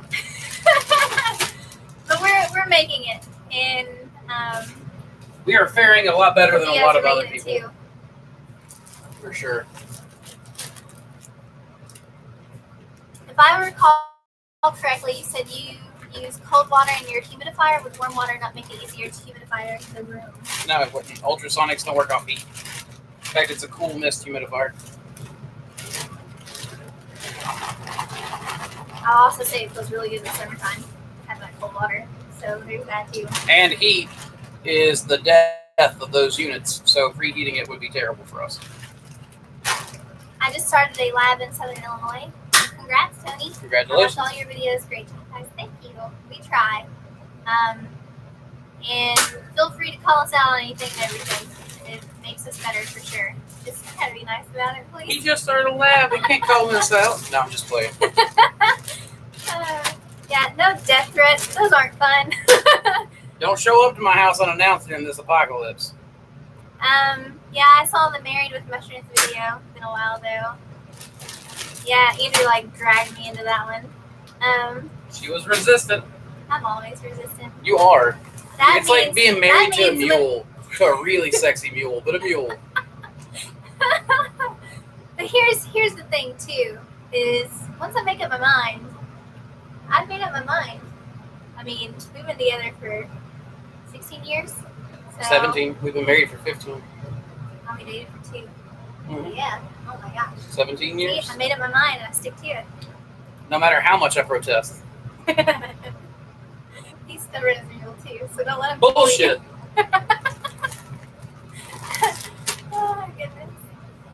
Oh, it jumps again. Our service. I know well, it's not the service. It's just that when you scroll, because when you scroll down, it because it pauses loading stuff until you scroll down, and then it'll load, but it jerks it down with it. I have a Pearl. YouTube best decision ever. Yes. YouTube channel best decision. I agree. I really enjoy talking to you guys. I really enjoy seeing everyone being engaged. I enjoy seeing Andrew. You guys will ask questions, people just light up, and I really like it. Sam, I'm so glad. Oh wait, I'm skipping. Hold on. I have a pearl from them right now. It colonizes so fast it makes me dizzy. Pearl from who? I guess from us. No, my My Sleep Son Emporium can hook you up. Yes, they are. Yeah, I agree. Hey, it's John. Hey, John. I didn't realize you were on, man. I got some from. I was about to say, because if you got a pearl from us, then it's likely from them. I got some of, well, I just meant like we order strains from everywhere and we test them out. And whatever works fair. And whatever's best is what makes it. And so, fair. I got some from Liquid. Ultra Liquid. Okay. I think her resistance to joining my team is more related to not wanting to live my dream. You were following Andrew's dream. Sorry. No. At some point, you guys have to cleave together and live our dream. So my dream was making the best choices to be secure, and I thought that dream was sort of climbing a corporate ladder sort of thing and going to college and working for a large corporate, and it wasn't as rewarding as I thought it would be. Also, it wasn't fast enough. I had good ideas, and Andrew had good ideas, and I saw a lot of other people who had amazing ideas, and they just weren't given much of a chance. And that's whenever you make your own. And I never really saw it so much as Andrew's dream versus mine. I saw it more of, can this work? And as far as I'm concerned, this is both of our dreams. We're in this together. We're in life together. We're in business together. We're in the hardships together. We're in the good times together. And that's the way that I see it. I don't see it as his dream or my dream. In fact, our talents flow really well. I've always loved art. I've always been fairly naturally talented at it. And I had a full scholarship to SCAD, and I chose to go to a local college versus going to Savannah it was my choice. And it was for us to do life together and for us to not be separated. And it doesn't matter where we are, in my opinion. And I don't see it as his dream versus mine. I gotta get a shark right here right quick.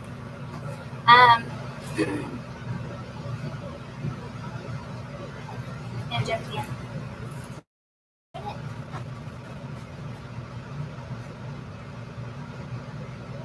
And it jumped again. Okay, hold on. I'm so sorry. Oh man. I think I might have missed something. Teaching your community. Let's see. You are teaching your community and inoculating points all over the world with knowledge and enthusiasm. Yes, and everybody's been doing the same for us. It's really nice to be a part of the networks that we're a part of. I love it. Just thinking, okay.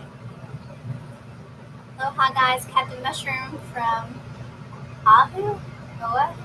Tell me if I butchered that, I'm so sorry. Can you show us, you're harvesting your second flush of oysters. The stems are deep into the bags, making it hard to get them free without crushing. Yeah, I will say that is difficult. I will also say that I tend to kind of grab them at the base of where the cap is, and I just pull it from there. So our second flushes and our third flushes, so our second flushes are very similar to that cluster that is the first one side fruiting on the blocks the way that we do. It's the third flush that end up being the smaller ones, and I just try my best, but it is what it is sometimes. So it's just whichever way you can finagle around it. But yeah, we'll definitely do a video of that on like the progression and picking as we go and kind of the best way to fill a box or whatever with it. So from Hello Pakistan. Andrew Reed. What? Look at you on here commenting. What? Right here. See that? Right here. That is still Andrew's son. Hi. See you upstairs answering stuff. I have not noticed you guys using any circulation fans in your grow rooms. So your exhaust fan runs 24/7, and that's plenty of airflow without circulation fans. You might know what today is. Is it the 22nd or the 23rd? It is the 23rd. Julian date 83. So we use air pressure. We just vent. We have a fan that vents air out of the room, and that's it. And so for every cubic foot that it vents out, it is sucking fresh air in. So, but yeah, it runs 24/7. It does not stop, and it's a constant export of air out of the grow room. And then the fresh air that's coming in is air that has been filtered and conditioned by our household unit. And it's that fresh, clean air that is then just pushed into the grow room. She didn't jump this time. He's doing it so often, I'm used to it now. You have to try a different sound, Andrew. That one's gonna work.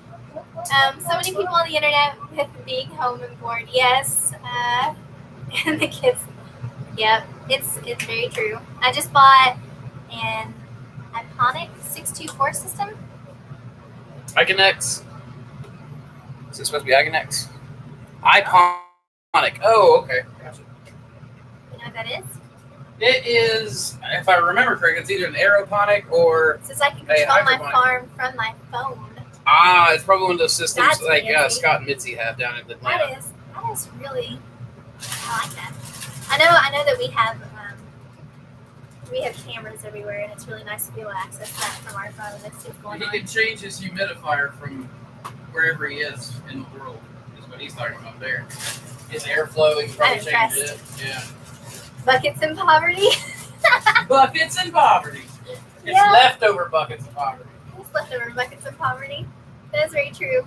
So whenever I was at Rich's, we had huge buckets of shortening. And once they were all used to make I think it was large. But once it was used to make all the icing and stuff, I would bring the buckets home and wash them. And that's what we used to build stuff. So Mousetrap, for years, had one of those buttercream buckets. It was a good reminder. Buttercream was so good. Actually, it wasn't buttercream. It was called Better Cream because Ritz Products Corporation, they specialize in non-dairy stuff. So. Yeah, but the buttercream was better than the Better Cream. We do like butter, which we also aren't allergic to it, so that helps. Glass petri plates seem out of the question for starting out. I've tried using plastic polypropylene containers. The downside is I can't PC many of the time. Any thoughts? Gosh, you're I have to shake it. I'm trying to not be too noisy.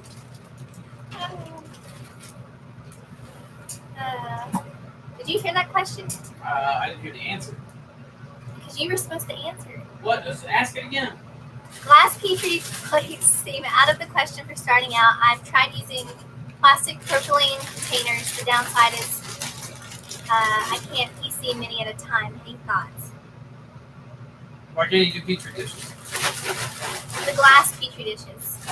Just use plastic petri dishes.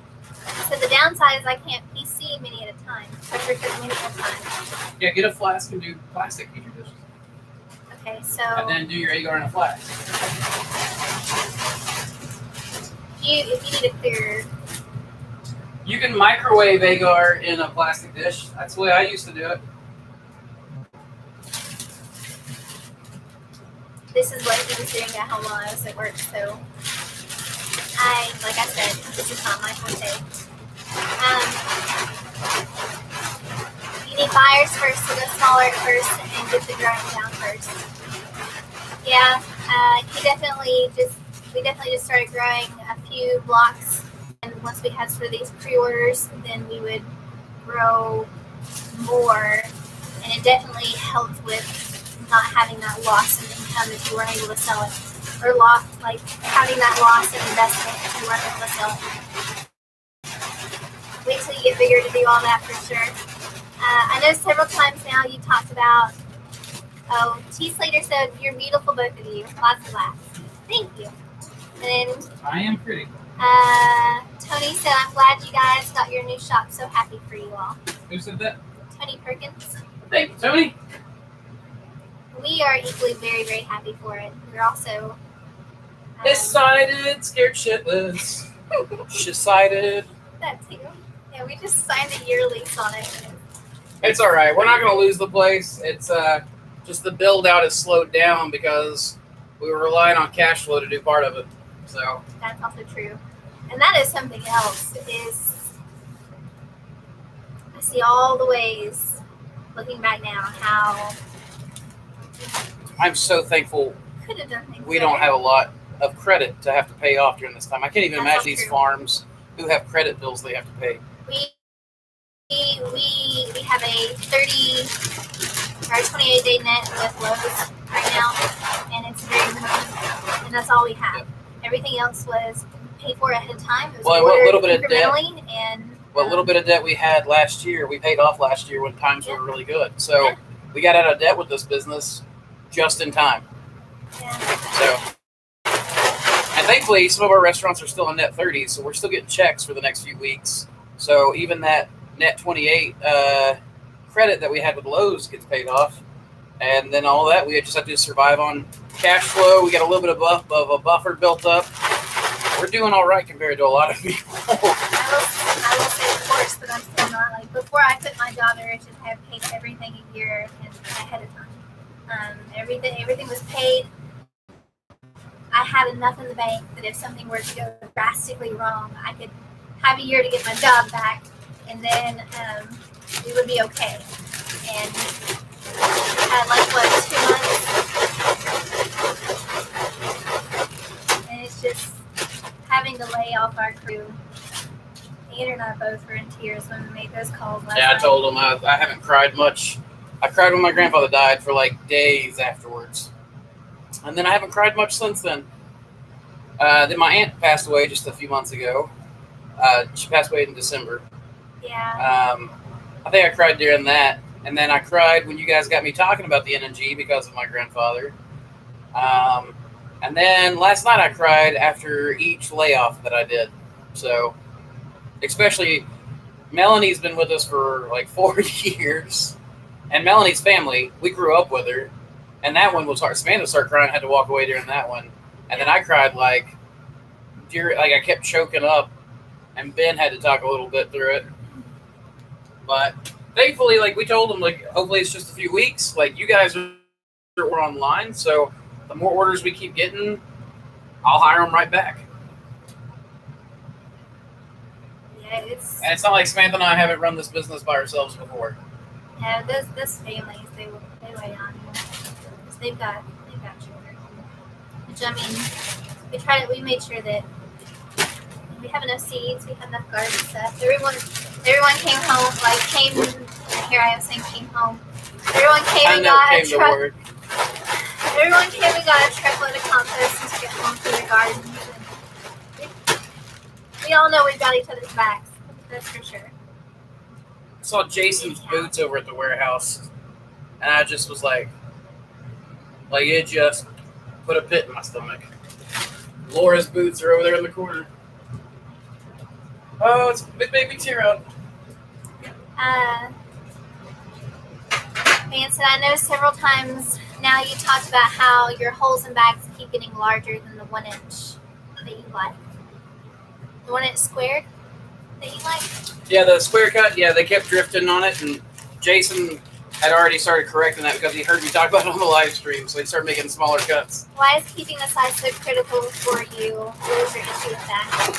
So I noticed that the larger the square became, you would have this dead zone in the middle of the cluster, and it's where like a lot of aborts would happen. And I don't know know why it does that. But also with the 1 inch, we do four clusters per box. And if you go longer or wider or bigger in any way,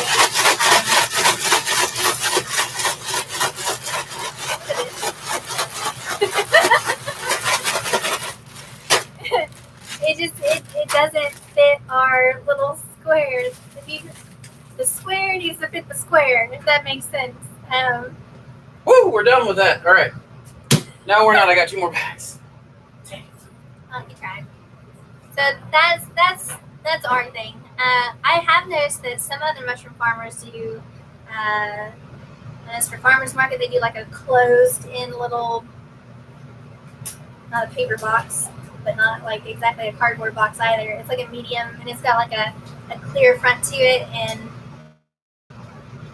I've seen some people where they'll do like a longer rectangle, and the cluster will grow really long like this, and they can just kind of pick it off and then put it inside of that little container. And I think that's a brilliant idea. So really what it comes, and we used to top fruit a lot whenever we first went to market, because whenever you put it inside of that little basket, it just looks so beautiful, like a little rosette. And so to me, for us, that for our process, that 1 inch square is the best way for us. It's most effective, but kind of however you want. And whatever you choose to do, just find a way that fits best with what you're doing, and just maintain that standard.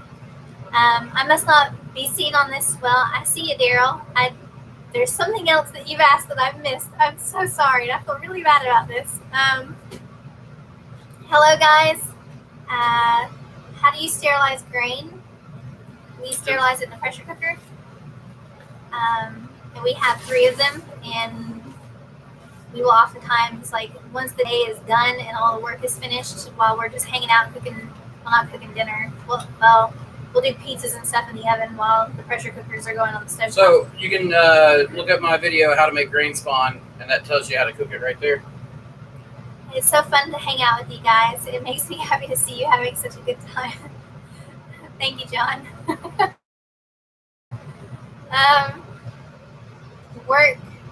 Work calls. I gotta go. Love you guys. Keep up the good work. Thank you. Take care, man. You guys have a good time at work. I don't know what you do, or if it's a really bad time when you go and do that, but hopefully you can make the best of it. So, as soon as things have cooled down and you ship to the UK, sign me up for some black pearl and granddad's mushroom. So the NNG is for Nana and Gramps. And it's frilly on the edges, kind of like Nana is. She likes things beautiful as Nana. Beautiful, yeah. As tough as Gramps. And it's hardy. It's a hardy mushroom, and so that's where Gramps comes in.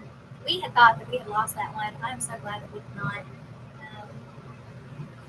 Was it Lenny that had our back on that, or were you able to save it and then gave it to Lenny, or? No, Lenny has it now. But no, I saved it with the water agar, so that was Sydney over Singleton and Alan Rockefeller that helped me save that one. So Andrew Reed put, "My goodness, woman, you are so good looking." That was me. Okay. I ran upstairs. Andrew, have you guys ever seen the iconic 624, or was it iconic?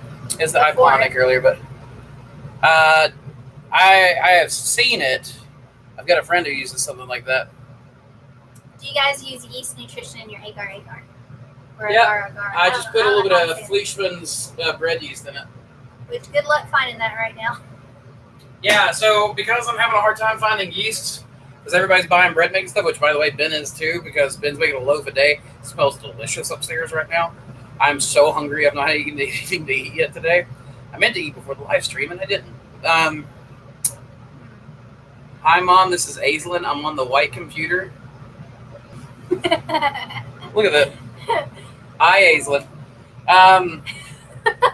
It's my name. So what was I saying? I was saying something about children are very tech savvy.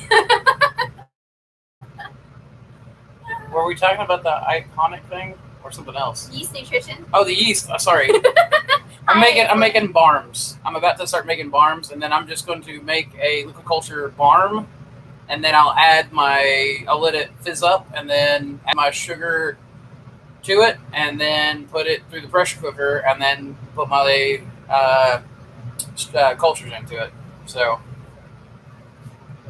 or use it for agar water. I think that would be a very neat thing to try out. Maybe we should do a video. Because with us being here and then at the warehouse being, even though it's close, like it would be really nice to have something like that we can just kind of, that'd be awesome. Especially on rainy, humid days like this, to be able to just like click and change it and lower the humidity, that would be amazing. Can you tell what is the temperature and humidity in the current room? Thanks for your live. You're welcome, Henry. So, let's see. The temperature and humidity. Temperature is about 67 degrees right now. The humidity is set on a cycle between 65% on the low end and 85% on the high end. She's going to go actually check what the humidity is right this second.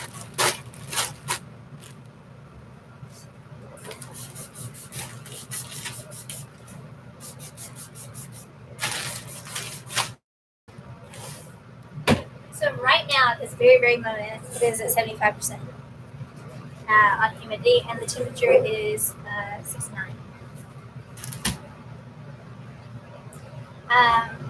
Would you ever reuse plastic Petri plates? I'm still on the poverty side of things. Lots of laughs. I understand it's best not to, but can you spray them down with ISO or anything? That's just going to sanitize. That won't sterilize.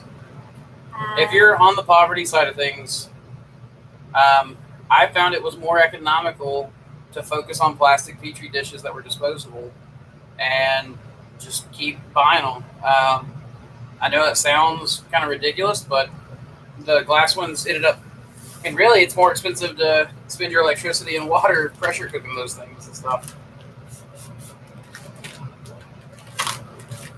Not to mention, when you're in the poverty side of things, you usually don't have a lot of time because you're desperately trying to make ends meet, which is where we were at, a few years ago when I first started, and I did plastic Petries. You do Tupperware containers, but again, like someone talked about, you can't do very many of those. I was trying to think of. I don't know. Really, if you're on the poorer side of things, you need to be like we were back in the beginning. I would be focusing a lot more on liquid culture and a lot less on agar work. We saw it pretty bad. Oh yeah, we were terribly poor back in the day. I knew there were times that I would go to work and I wasn't for a while. But however you can make money in. I know there are paychecks where I work 76 hours a week. And every bonus check went to Andrew. And whatever he could buy and get his hands on, especially on like Black Friday, he would go in and buy a ton of stuff. If I knew then what I know now, I would have focused on liquid culture because it is so much easier to work with liquid culture and get decent results and use the syringes and not have to worry about HEPA filters. And you can grow a massive amount of mycelium out in a small space and use that to inoculate bags, and you can make really good use of your pressure cookers that way.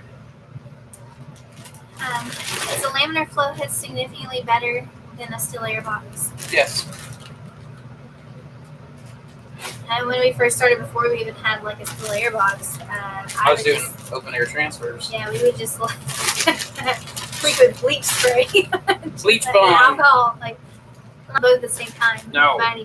But we would definitely like clean and bleach and wipe off everything, like the entire room, and just clean the heck out of it.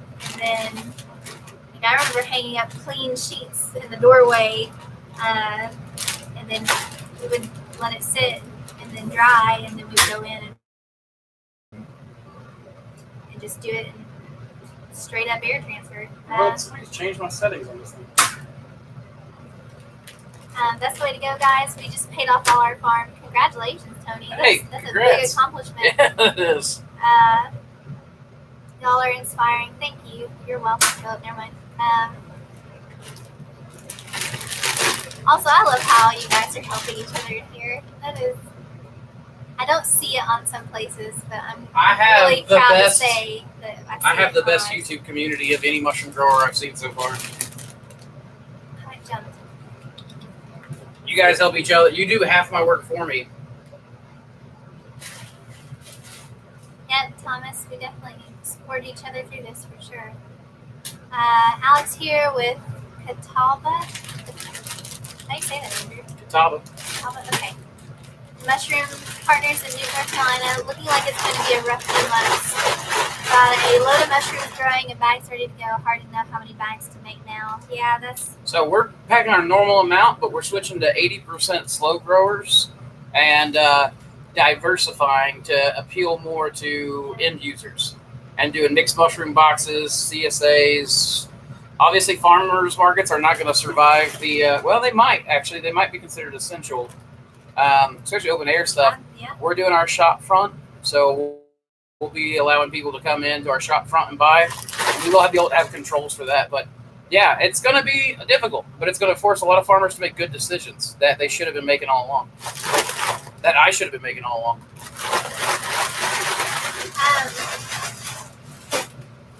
I will also say that with the mushroom compost that we've had, and so many people asking us about mushroom compost and doing their own gardens and home gardens, seeming to, we always do one every spring anyway, and we always have a summer garden, but this year we're going to plant it a little bit more robustly than what we normally do, and we've noticed that everyone else has the same idea.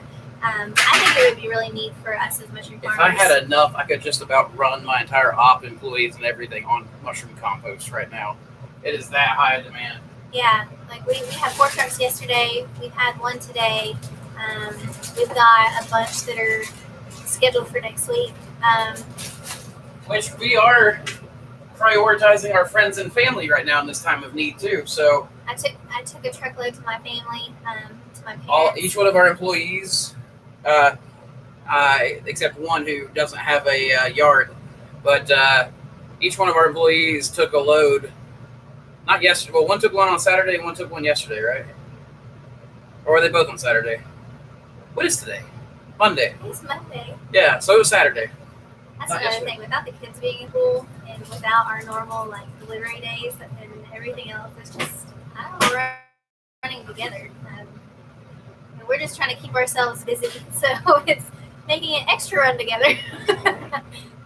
But yeah, I think it would be neat to do a compost CSA as well as a mushroom CSA, and to do. I thought about doing a kit CSA. An inoculated, have your seeds inoculated with garden giant spawn, and have a CSA where you do seed swaps and symbiotic seed pairings and stuff like that. I think that would be phenomenal because not only are you trying to grow a robust garden, you're growing a garden that'll do really, really well. So, are you about ready to start hitting lab? Yeah. Do you want to go through this with me real quick, or? All right, so we'll bang out a few questions, and then we're going to hit lab work. At which point, we're probably not going to be answering many questions. We'll just be working, and you guys can either watch or not or whatever. And then we'll go back to questions, I guess, afterwards, maybe, or I don't really know. Or I'll try to answer questions during work, but work is going to take priority. So what's the lifespan for each of our fogger components? We do vinegar baths, and we take really, really good care of ours because we have hard water and regular maintenance. And the fogger component itself has lasted us up to a year and a half, right? Oh yeah, the one of them we got right now. Transformers, we've not even replaced the transformer. But the actual disc, the transducer, we have one that's been running for a year and a half now. And then the discs we replace once a quarter. Yeah. Every 3 months. We do a vinegar bath, and then so we have one for each. So we have 2 transducers for each grow room, and what this allows us to do is take it out, Put the fresh one in. Put the dirty one in a vinegar bath overnight. Take it apart, rinse it off. Put it in the dehydrator. Make sure it's fully dry. Then put new discs on, and then going through like that. So. Eric on the trying the first sawdust block and cut the hole way too early. We've done that. I've done that before, and nothing grew in it at all. What I did is I just taped it up, and then I turned it around and cut another hole. And you'll find as it gets more robust and it grows in and covers any contamination, it'll probably fruit out that hole later on, but it'll take a little longer. I grow on wood shavings, hardwood, algae growth. I had some algae growth on the fruiting block, maybe too much light, and it seemed to stall. Hi, Aislinn. Stop typing, please. She's bored. Tony, I don't use 91 alcohol anyways. I use 70%. So if you got 91, you can water that stuff down. So 91 is not as effective as 70%. I've never had algae grow. Yeah, so there you go. John Grady, you can buy a case of 500 plastic Petri dishes for $67 on Amazon. I've seen the algae growth outside when we throw them out. Yeah. I don't know how to handle that. Just don't have them in your room. That's because respect my virus, and some just had a small downturn. Reach out to other farmers market attendees to see if they'll take mushrooms on spec to sell when customers come direct. What's spec? There's literally 3 live streams going on in this house, so that might be the problem with all the lag. Oh, thanks, Collier. You can actually exit out of mine on my computer if you want. Oh. It's really not lagging. It's not lagging at all, from what I can tell. It's the chat's jumping because when we scroll down to a certain point, it loads the rest of what's there. So. Okay.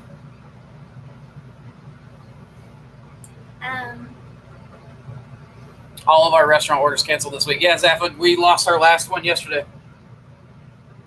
CSAs, farmer markets, roadside stands, storefronts, whatever you can do.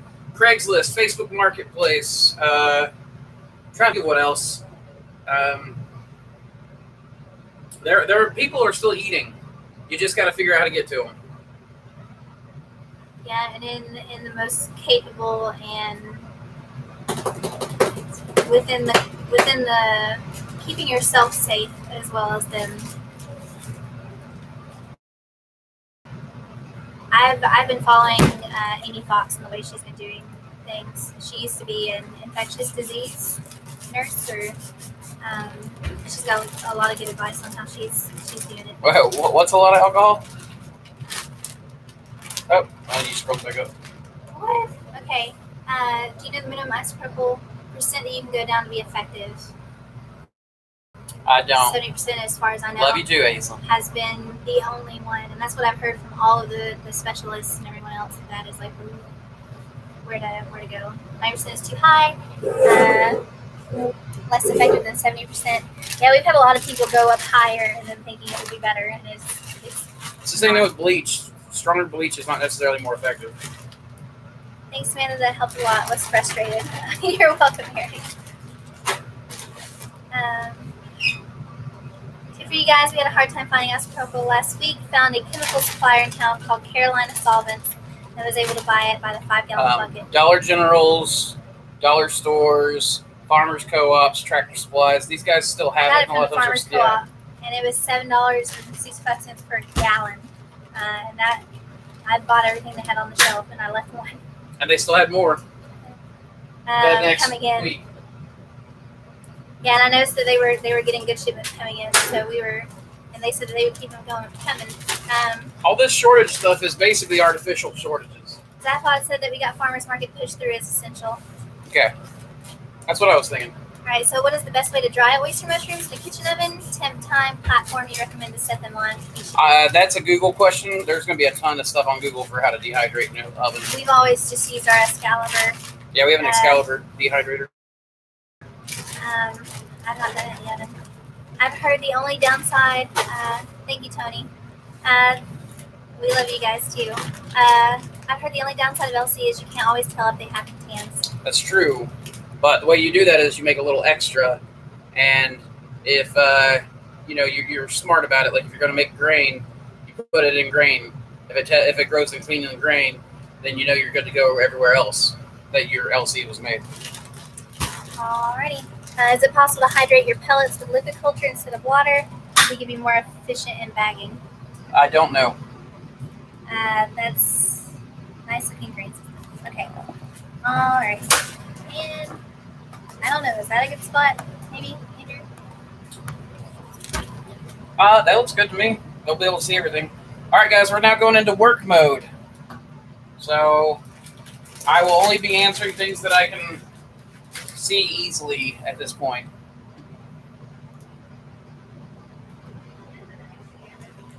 Thank you, Gwen. What? I have an extra hair bow or hair tie on my nightstand next to the bed. There might be one on my computer desk.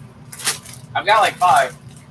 And I've been keeping up with them, so don't steal more than one.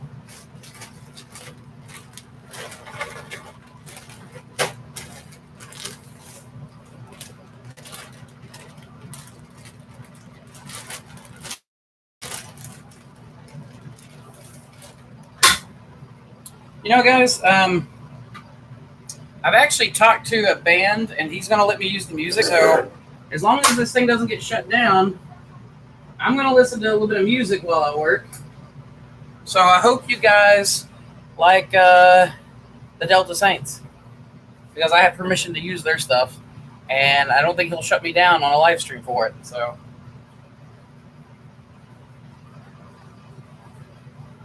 I won't play it too loud.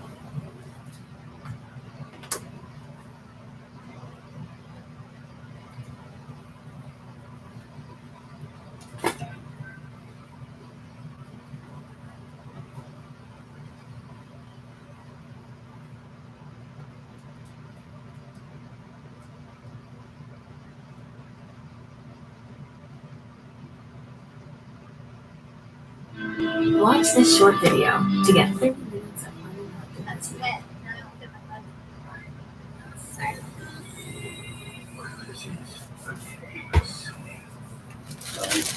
Come on, Smarty. Back. Behind.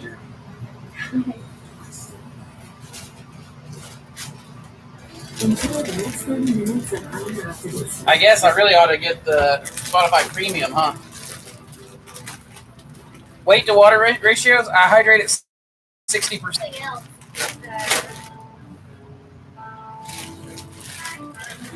We're going to change our Adobe subscription. Okay, we can get all of anybody. Yeah, I can't get a hold of anybody at Adobe to switch my subscription over, so I'm now using DaVinci Resolve and GIMP and things like that.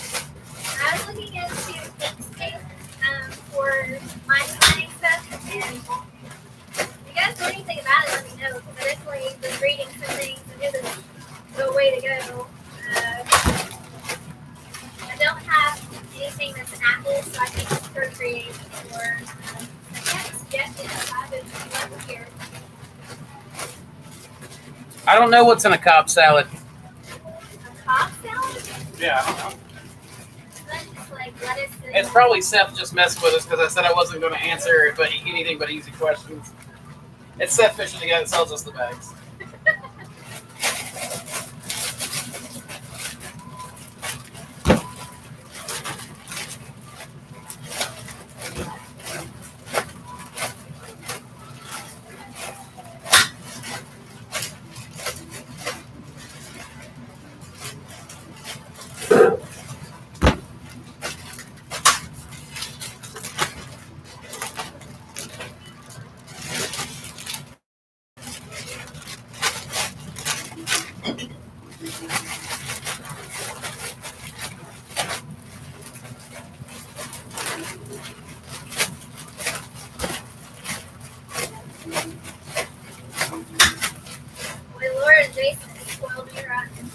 I know. I'm all weak in the shoulders now. All those muscles I can feel on me. Muscle level lost. Well, if you need to switch out, you let me know.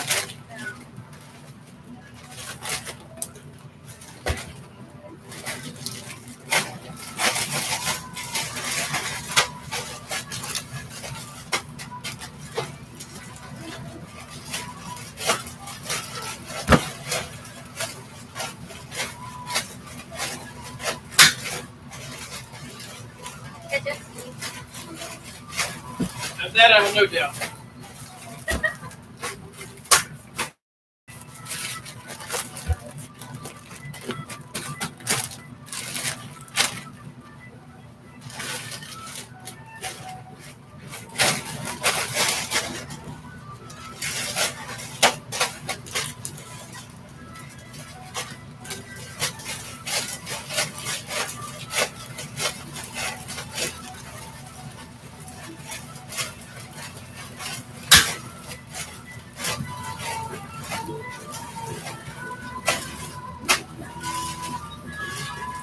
Oh my gosh.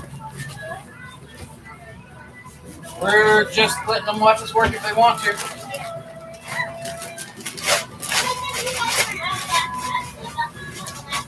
So I've got a bag that's coming to you that feels like it's like all water. Wait.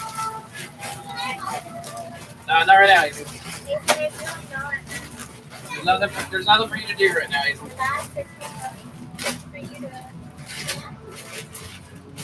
Well, they're big and bulky and awkward because some of their size. It's not that I don't think it's just that. Oh, and this one feels like it's got no weight in it. And it looks like it's got about twice as much dry material. Must have been. Jason was saying the bagger was.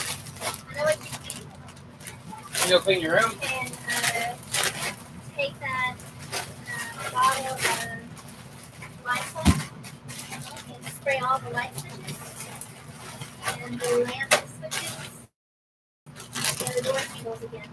Okay? 12-pound bags, Jerome. And shake it and cut it from the outside of the door. Ruby did it the other day, so I'm going to just type those guys through. You're on a light switch handle duty. Okay? Sorry, thank you.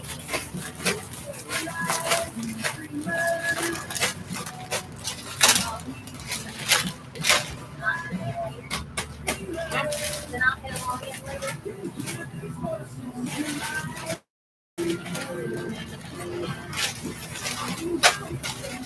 Oh my gosh. So I told you.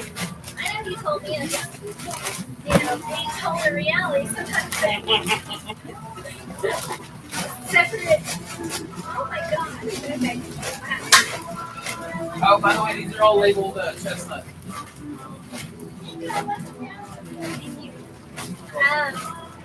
Spray them with a really good fine mist. So now, whenever you spray it, Jason said work faster. Jason, I'm out of shape. I can't work fast anymore.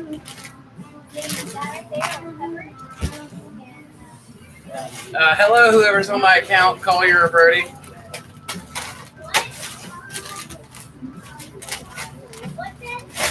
Someone said hi, Dad, on my account. Is that you? Okay, I said hello, Birdie or Collier. Just pump them out, baby.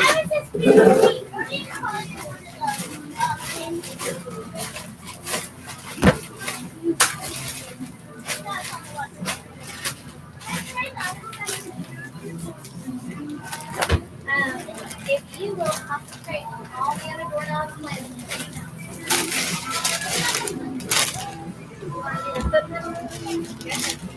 That's on the pedal.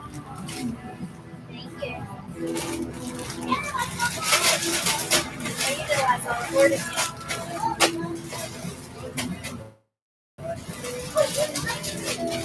Don't forget the laundry room.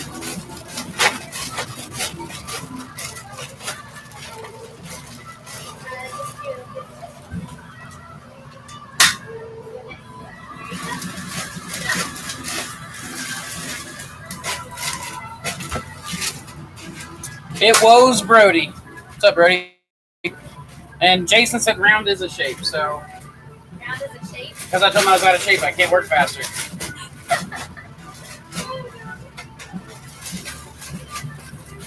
Yeah, Jin, that's the way it's going right now, man. We're still hitting CSAs, farmers markets, all that kind of stuff. Take care, Wayne. Thanks for stopping in, man. Miss you, Jason. We miss you, Jason. Take care, Wayne. Not because we're having to do the work either. I miss you because I'm having to do the work.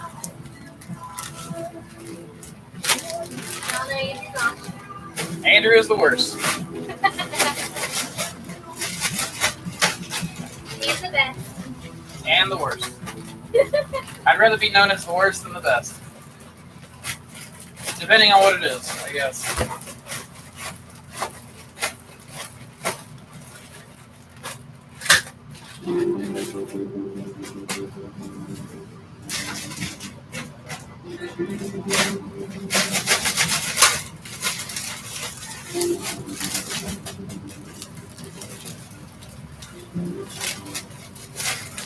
Hey, Jen, you're very welcome. Thank you for watching, man. Ooh, I love this song. You guys are going to forgive me while I pump this one up. The sound quality is going to be terrible from your end, but I love it.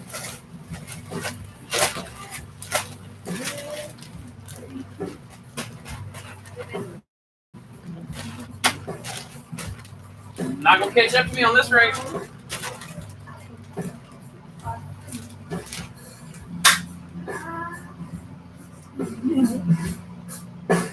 Close my eyes, days are getting long. No regard.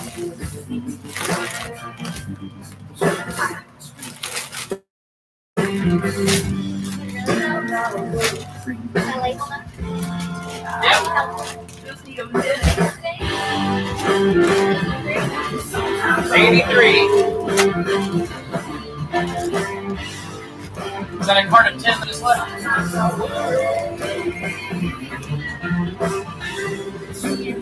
Every card of the week is at this 10. 10. So means I gotta do one more. I'll wait. A little salt. Hazel, we're working, honey. You do your thing, wherever you're going to Not feel better. I'll be calm, but don't you listen. When the hour is distant, being dead out of winter. Oh, the wind is the warm. I'll be back. 17. Three more of Just this. be a minute. Oh, the close of my eyes. Close my eyes. This is actually the Delta Saints. See you, Joe.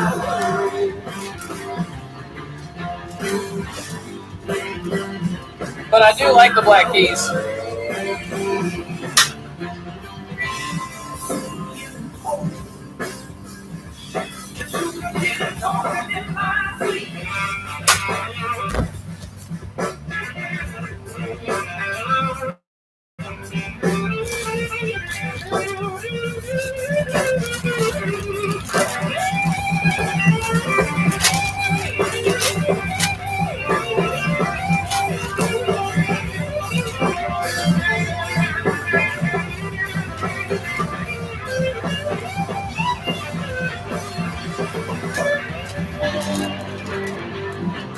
Sometimes I worry.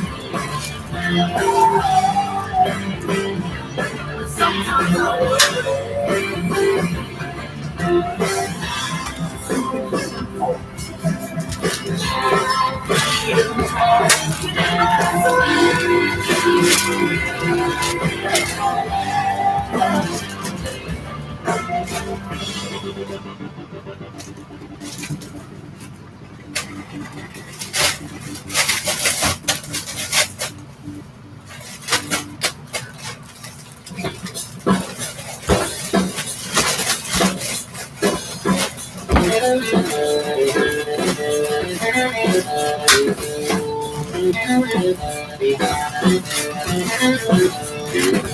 You a pretty little liar, and I say I'm good feet. All the words straight from my mouth, just like they were meant to be.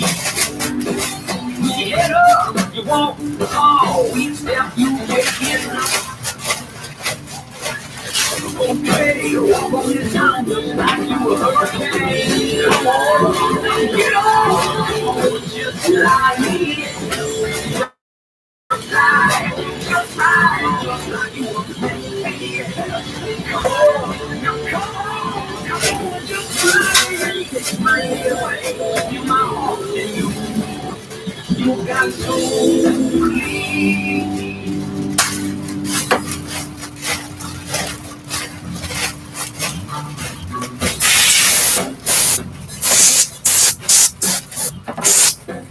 Late nights go fly anywhere you go.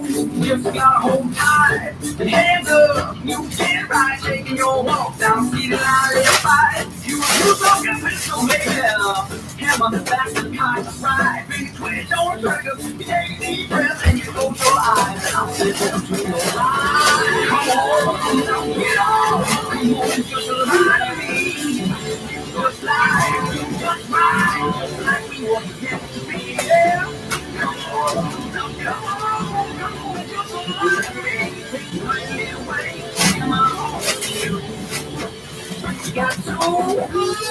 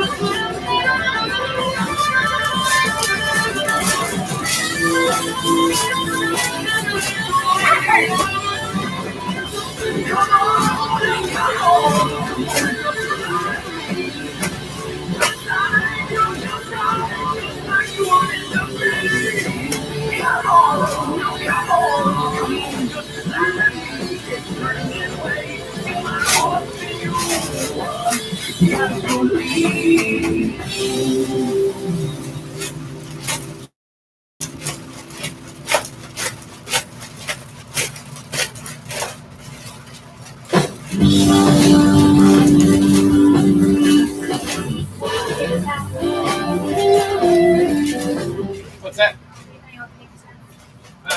There should be some. Where up there? Oh, right here. How many you need? Hey guys, look. I've got paper gold. Just barely though. Yeah. That is something else. It's those precious resources that are now becoming kind of scarce. You don't have to. Or yes, Nancy. Sorry, I misunderstood your question. Yeah, if you buy liquid culture, it's better to make grain, whether in jar or bag form, than to try to go straight to your bulk substrate with liquid culture. Yeah, thank you, Baptiste. Right now, I'm using sawdust. I'm using grain spawn to inoculate Master's Mix, which is half hardwood fuel pellets and half soybean hull pellets.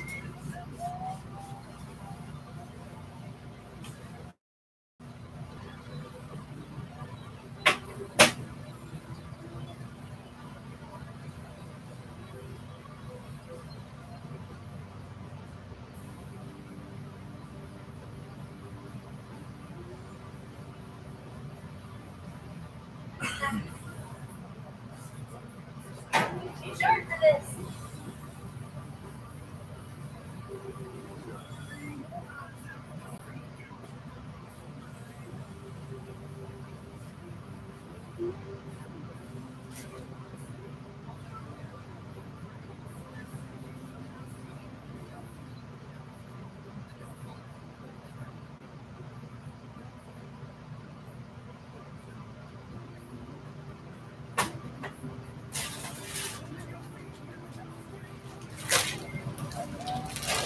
Love you too, man.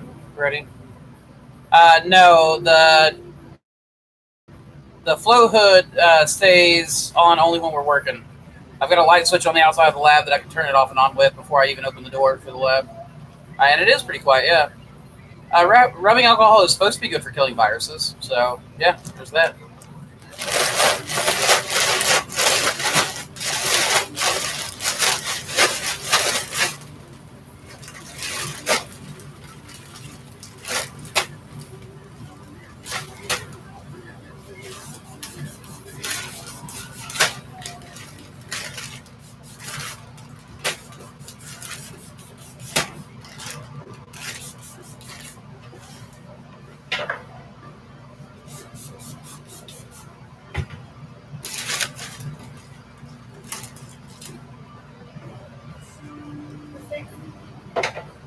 It'll still be Chestnut. It's just one of our big in-house bulk bags. Try to get. If I do 30 out of this one, so technically we could do 100 out of this. Crap. I should have. Probably shouldn't do that many chestnuts, should I? All right, I'll pack my talkie instead. I'll close this up.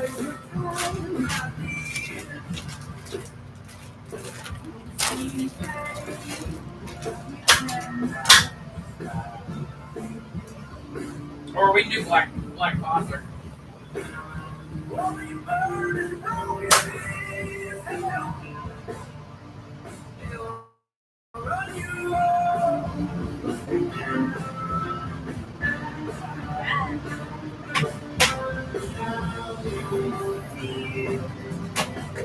Download this one.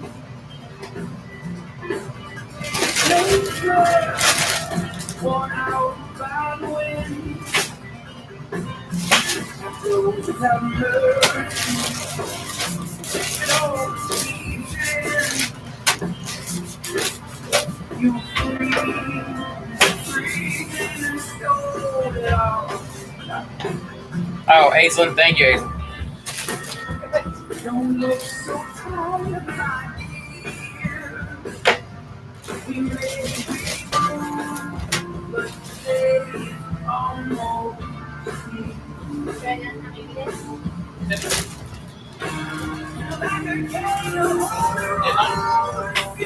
yeah, 20.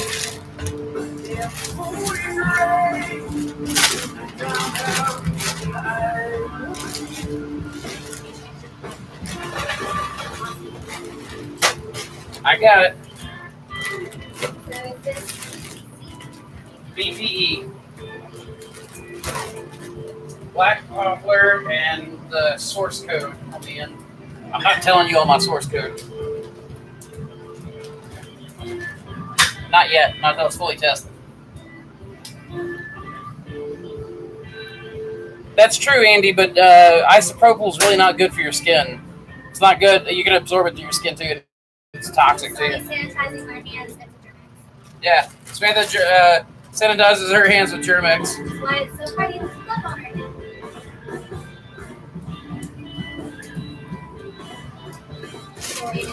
Oh, man, the Apex Global Series is tonight.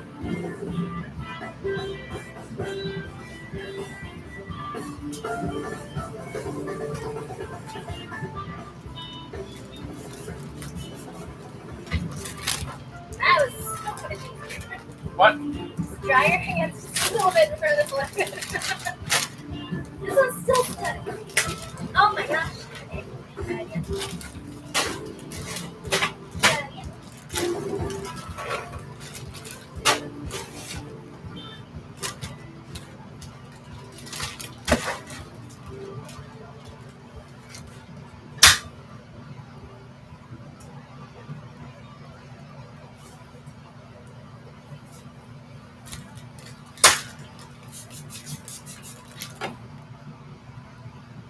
Timor, I don't measure it. I just know that bag should last me 20 bags, so I just eyeball it.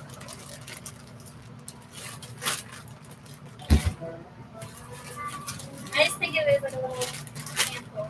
Yeah, just a little handful. We've been doing it long enough. It's kind of like grandma making biscuits. See if you can see this. That might actually be better there.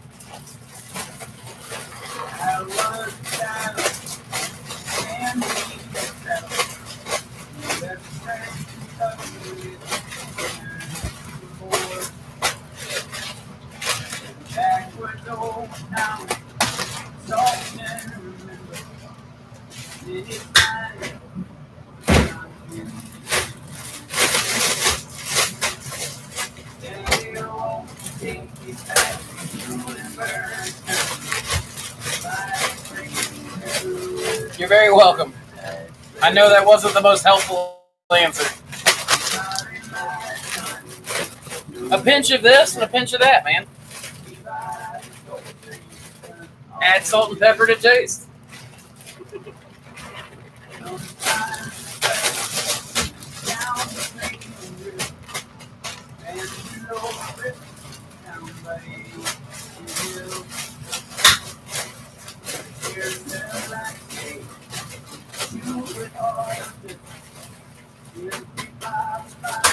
He said, I see you, lol.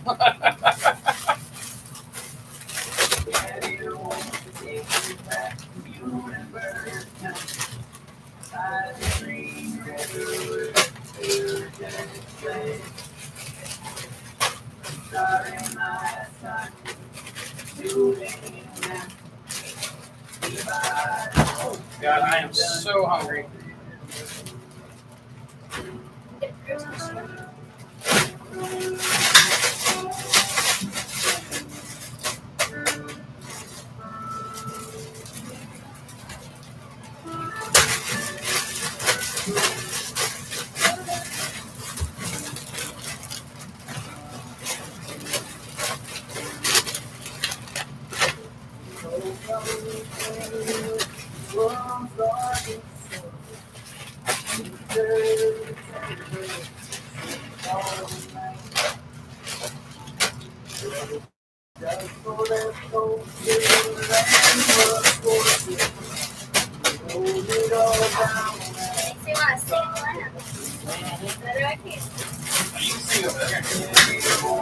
I just get there right here.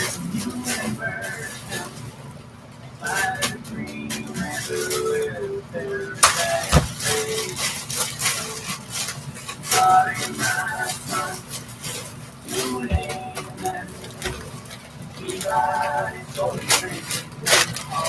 now our numbers are going up right now. One thing to ask about a process. And it's a whole process. Another to see it.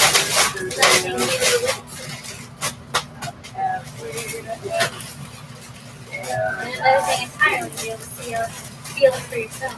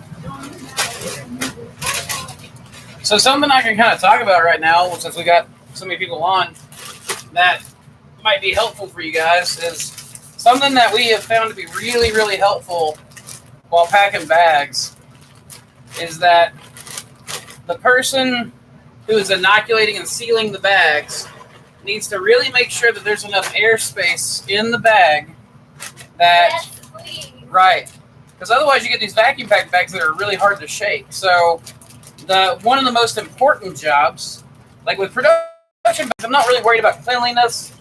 The cook and the grain spawn take care of that, and the HEPA filter gives you some buffer. What you're most worried about in this point right here, to me, is making sure there's enough air in the bag. That's why you guys see me turning. You're not seeing me lift. Maybe I'll turn it around and try it. I don't know if I can do it left-handed. I'll try it, though. But one of the best things in the world is to give her enough air that the bags are easy for her to shake. Otherwise, she falls behind. It makes it 10 times harder on the person shaking. Otherwise, you see that she just, like, popped that open. She's just kind of moving stuff around, and then she'll knead it like dough, and it doesn't take her any amount of time whatsoever to actually shake that bag.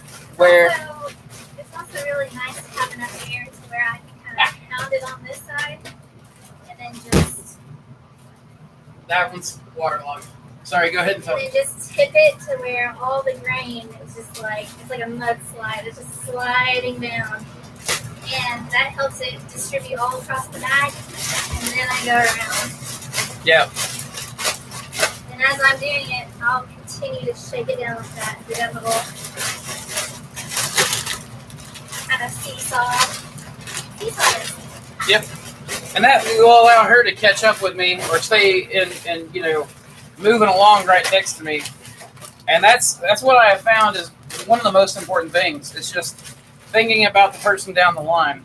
That air also helps me kind of get it out of the corners up here at the top, because if I leave any sawdust up here, it's going to contaminate, even though it's in the bag, and even though it's got the filter patch on the bag. I don't know what it is, but I can notice that over and over and over again.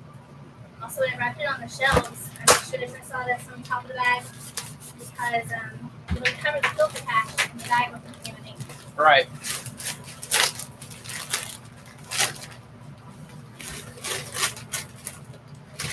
So this one's waterlogged. You might have to dry one somewhere. Maybe. So that one's waterlogged, and even though it's waterlogged, I mean, that bag felt like muck. Imagine, having no air in that to shake it. How is the washing machine used in grain prep? Some advanced tech? You talking about the one back behind us? Look how dirty that is. Yeah. You're talking about the dryer that's down there, right there. That was going to be a bag shaker, and it's still planned for that, but we've got to rewire it. Still better than hand shaking. It doesn't have to be better, it just has to be easier. I'm not worried about it being the best in the world.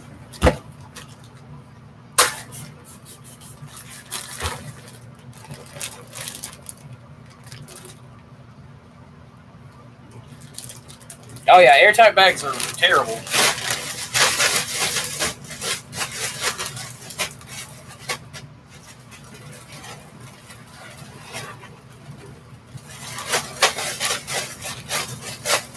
I'm going to end up being short on this bag of spawn. Oh, that's right. I was going to show you guys. So right here, I'm still in the Airstream. I just opened it up,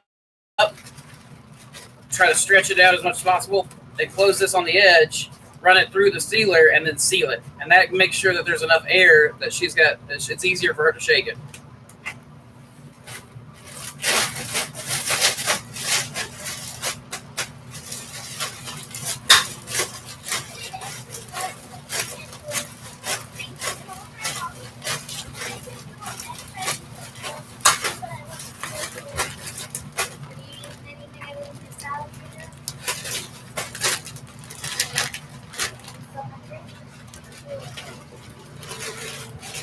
I don't know why, but I'm craving one of those market-side pizzas.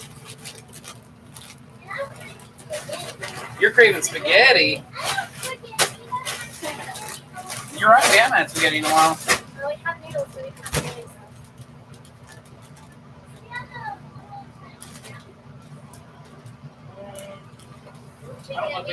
Spaghetti noodles and olive oil. I don't know, Lee. That would be really interesting. Well, I was wondering what kind of impulse sealer do you have? I've only found ones that you have to manually hold down. Yeah, Christopher, this one's fantastic, man. It's changed my business. It is the AIE-305 HIM. That is one of the best investments I've ever made. It's like $200 for a 12-inch sealer, 5mm band, and that electromagnet. And man, that thing has changed my business big time. His sealer is thebomb.com. I just got it and wish I had done sooner. Yeah, it's fantastic. I would show you a link, but I don't have a link with me. It's Pack Secure, I think, is where I got mine. So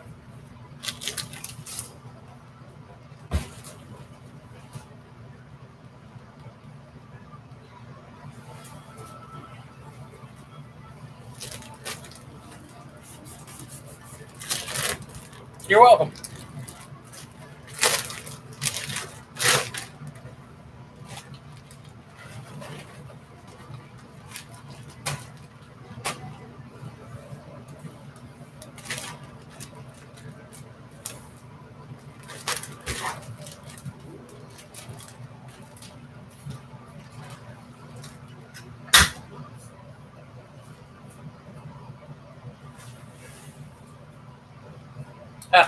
Found that dry bag. Samantha said it must exist.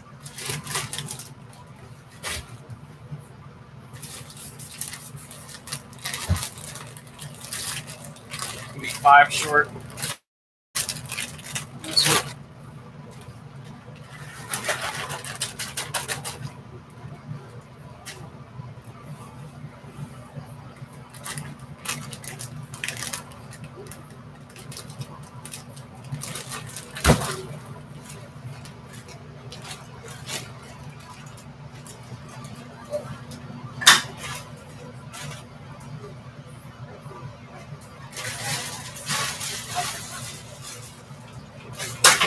Alright, so we got, you took 10 out? Okay. Okay. Let us go. Alright, there were 15 BPEs finished. In time, 4:56.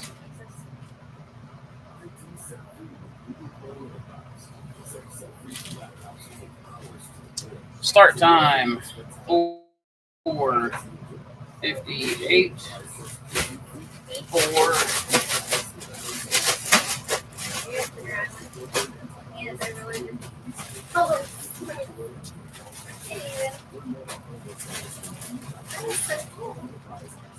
Yeah, that's that dry bag you were talking about will be here. Okay. MAI for my talkie. Code 77. Julian date 83. In-house spawn was used. And it is lab work. Signed by me. All right.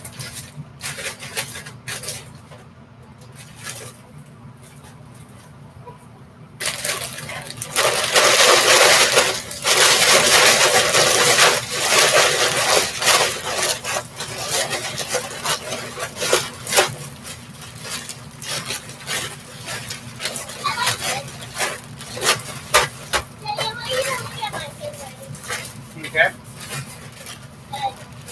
Man, that is some neat handwriting, Aislinn. Man, we might just have you write your ABCs out here. That way you do homeschool. Yeah, I love homeschool. You love homeschool.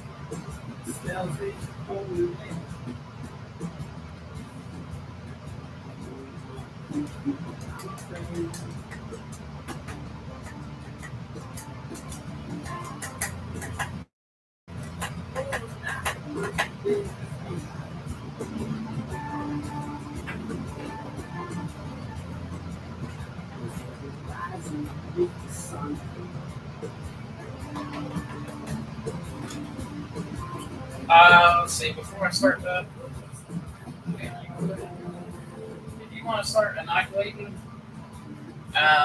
these, we'll try to do 30 or 40 out of it, but I need to go look at something before I decide the final number.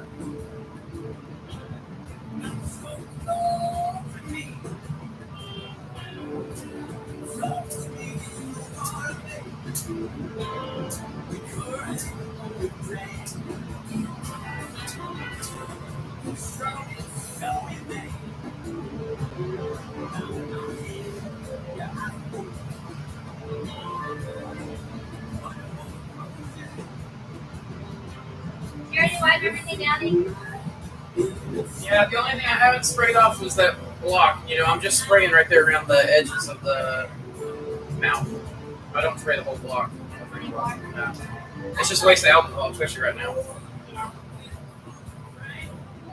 Alcohol shortage procedures. So, here's right now.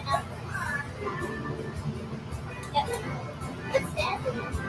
Just check on something. Okay. My hands are too wet.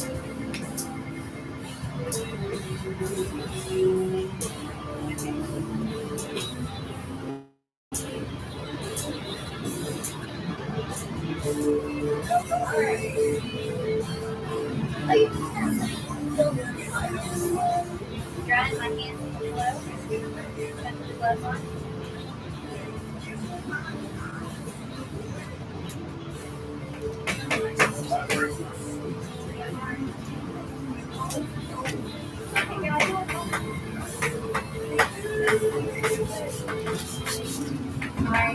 You're fine, Samantha. No, Ben does not ever do any bagging. Ben does the kind of work where he doesn't have to do the day-to-day stuff. He hates day-to-day work. You're very welcome, Christopher. No worries. I just ate my first oyster I grew on Saturday night. First batch failed. Second attempt, I got 2 good blocks that are fruiting.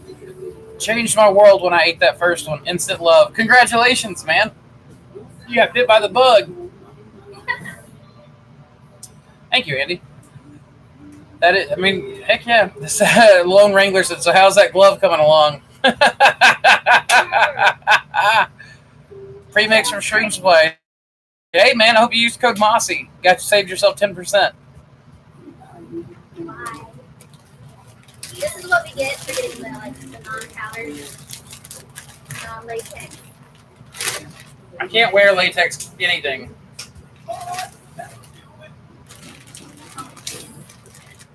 Okay, finally. Woohoo!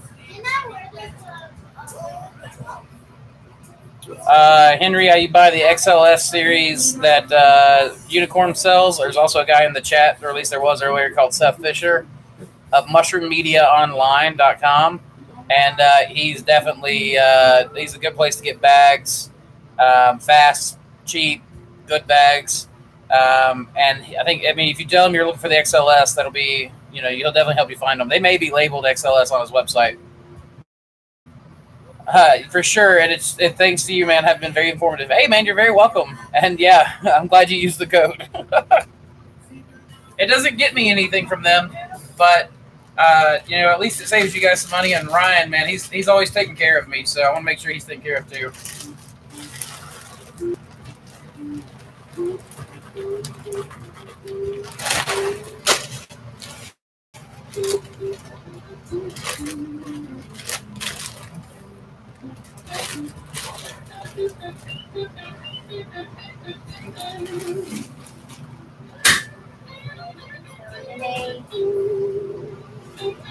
Just do him. Yeah, we don't raise any other straight from him.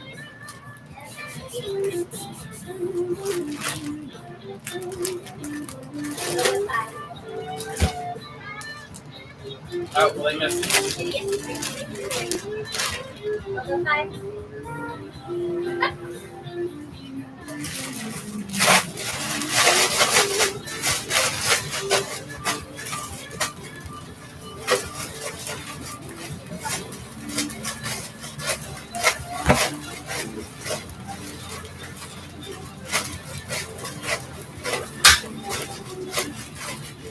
Hey, anybody out of the 37s watching right now play StarCraft? If so, let me know. Who's quick on bags? Oh, you're talking about Seth. Yeah, Seth's really quick.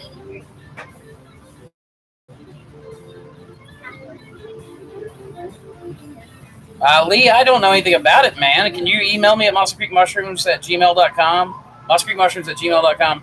Let me get in on that. I'd love to watch that. I don't know who A+ Crane is, but I always love a little good drama in my life. You're very welcome, Henry. Yagdrasil, I always want to know who all was playing. You and I are going to play, man. Maybe tonight. I'm definitely playing. I'm playing the campaign right now for Wings of Liberty, and I'm definitely going to be getting on to some multiplayer soon. Whenever you said Liberty, it just reminded me of, is it an insurance commercial? Liberty, Liberty, Liberty. I hate those commercials.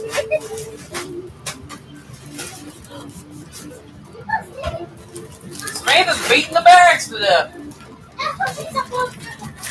It broke. Bring it over here. On the field.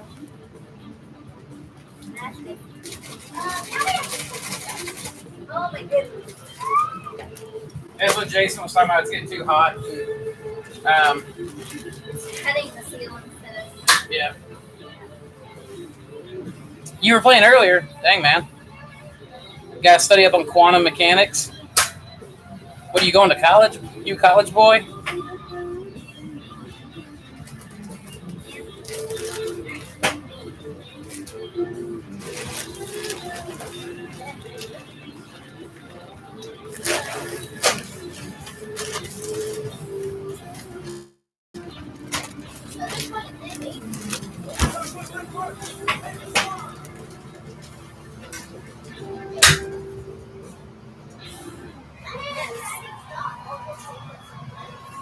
Yeah. Nothing wrong with that, man. Sometimes I wish I had done a little more college.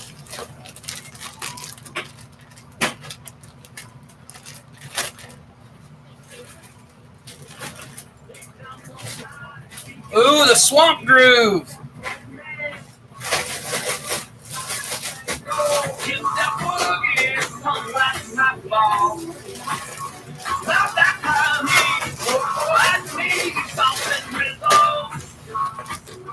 Feel it in my bones.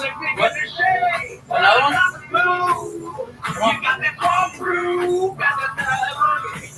Take that one or Shelby. Got that muddy water. Gotta get it on.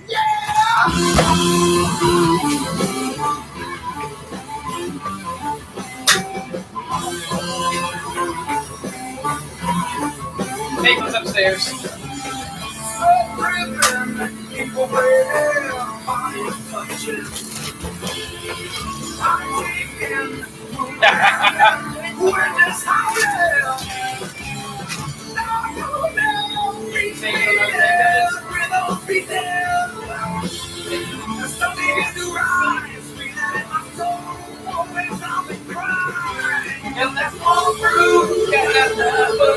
Got that muddy water, gotta let it go. Got that swamp groove, got that boogie. Got that muddy water, gotta get it going. Got that swamp groove, got that boogie. Got that muddy water, gotta get it going. Got that swamp groove, got that boogie. Got that muddy water, gotta get it going.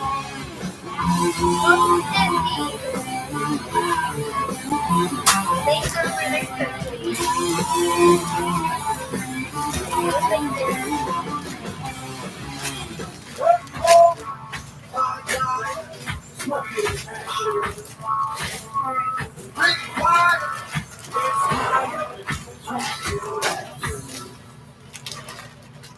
Got that swamp through, got that dirty water,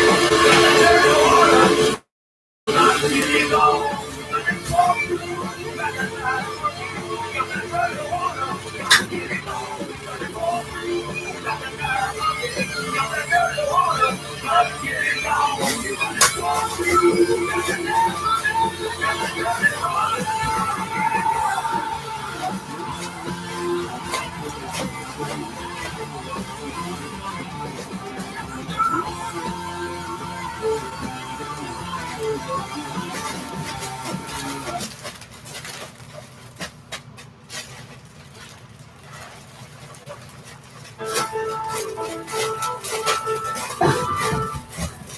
What do you mean degree in the bag? Like what temperature are they right now? They're just room temperature.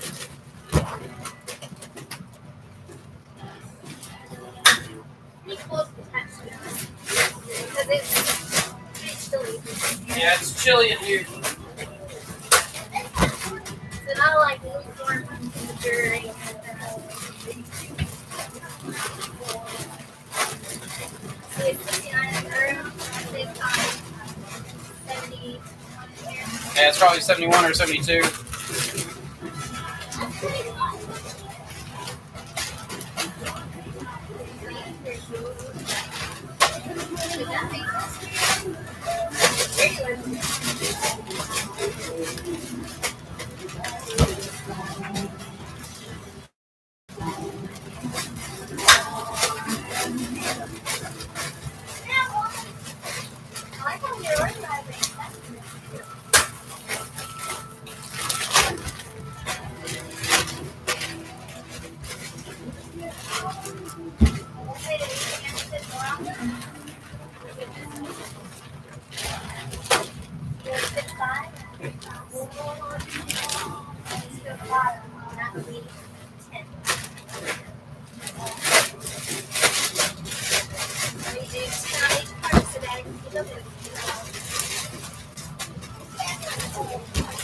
Yeah, we do it. We do it. A cartload is 10, and that way all I have to do is count one cartload, two cartload. I don't have to sit there and count blocks.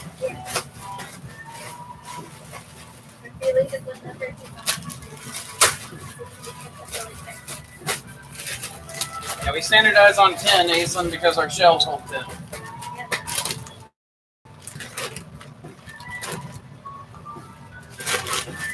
Some of these have a weird smell to them. I'm thinking they're going to contaminate.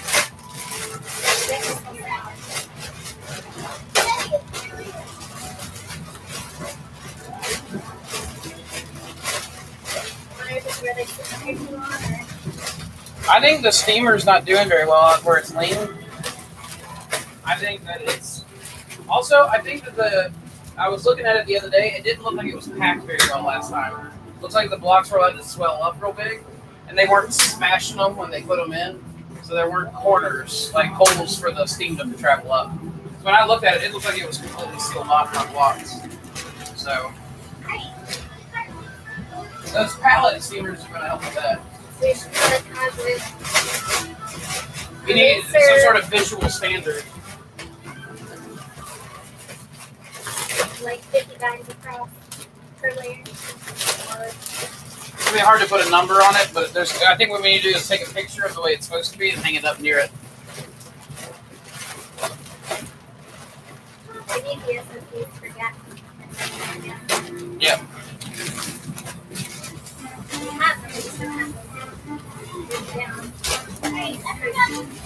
Well, right now is a good time to get all our SOPs written up before we bring everybody back.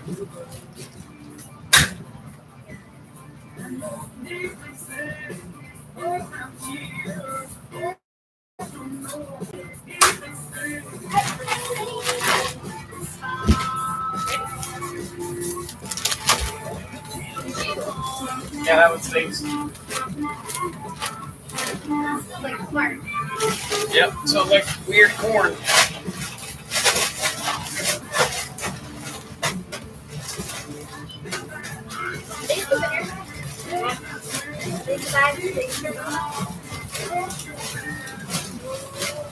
That would explain it. No, the experimental bags smell like a dairy farm. Had Jason gagging unloading the wine cat bags are about to pack. Sorry.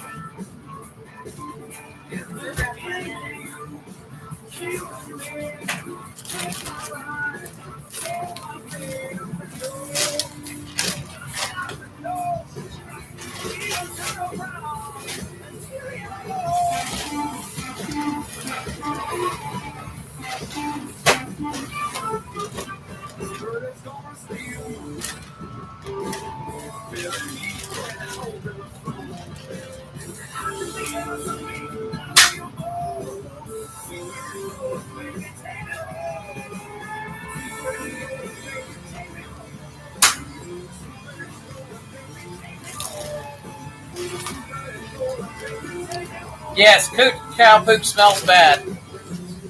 Jason, I was telling Samantha that while you were out there, like, gagging, that you reminded me of Bluto from the Labyrinth. Smell bad the whole time. It did stink for something fierce. That would not be the kind of business I'd want to be in regularly, making wine cat bags.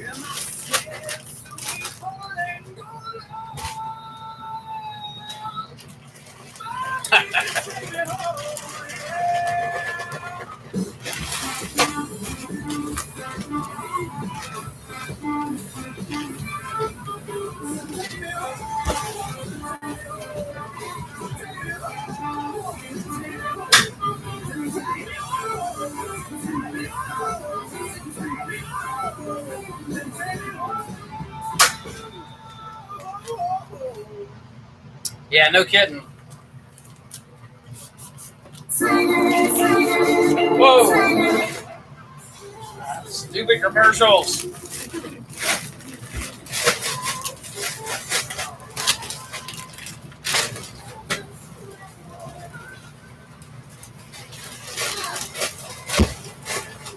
Sorry, that one fell out of my hand. Throw it at me. I will throw it at you.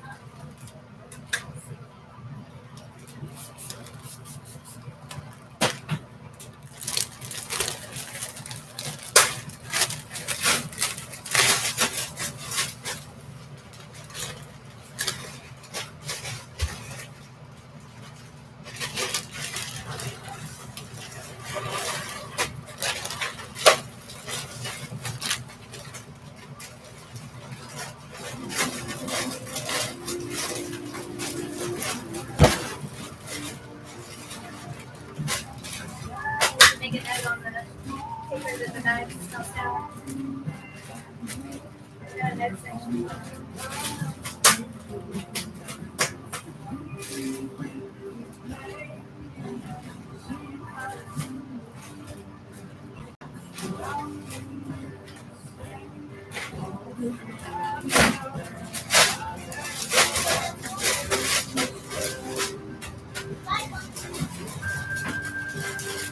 I don't know why. I always feel like a lull when I'm halfway through the work. Like right now, I'm feeling tired, and I'm like, I don't want to be here right now. And I always have it like halfway through the job, and then as we start getting closer, I don't know why it starts picking back up again. Yeah, I'll be the second window in a minute. But right now, all I'm thinking is, man, I really want some food. I want to be away from the work. I don't want to be here. But I know if I just push through a little bit. I just go into a daze the entire time, and whenever it's over, it's like, oh, now what? I can't go into a daze. I get bored in my own head. You get bored in your own head? Oh my God, yes. What's wrong with you? Jason said I can. He said I can taste the colors and smell the sounds. Wish I could right now, Jason. Yep.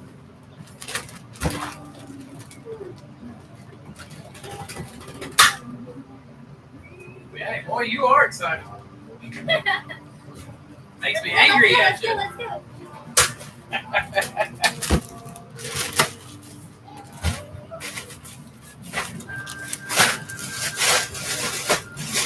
Somebody said, "Wow."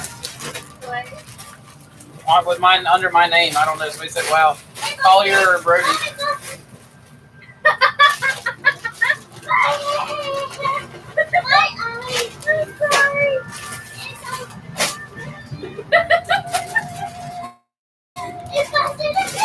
Yeah, I figured it was you, Collier. Andrew, what kind of BS is that? Look at that! No wonder it busted. Don't you worry. Nobody can see that. Don't worry. It was a perfect seal. She's just bad at her job. Definitely just exploded sawdust all over England. Sawdust confetti. Well, sawdust isn't going to kill it. Will help you grow easy. That's the trick. Just sprinkle yourself with sawdust.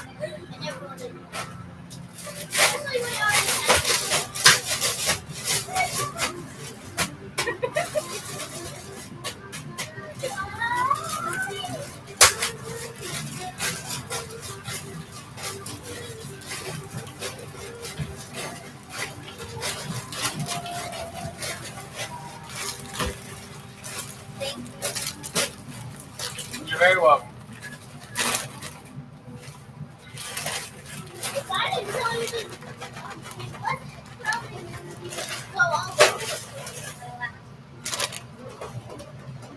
I wonder why I always get that down spot in the middle of a job like that.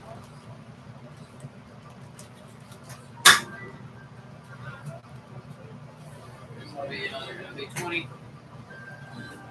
I think it's because it's repetitive, and you do not deal with repetitive work well. I do not handle repetitive work well. But I'm really bored with it. when people throw things I got to see a close-up of Andrew's beautiful face. Is that you, Collier? Or somebody else in the house right now under my name? Right? where is there?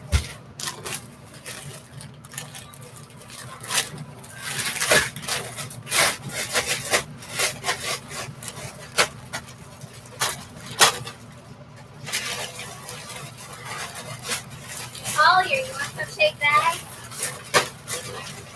You got time to type, Collier. You got time to come down here and work. Just like video games. And typing bad.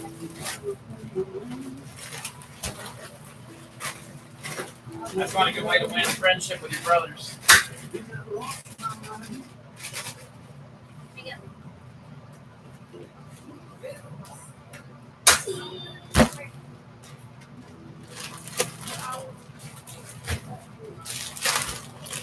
All right, stop that. Get off my account. No.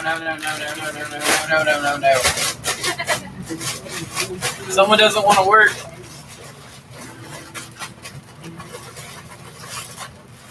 To be fair, he did a lot of good hard work yesterday. He's done a lot of work in the garden, over at the warehouse.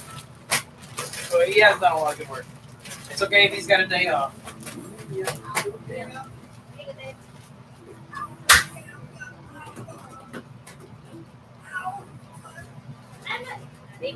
A lot of times I'm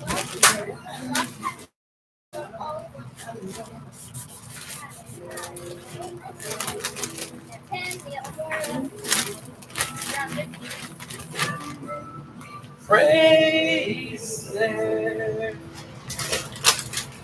that make me crazy like you.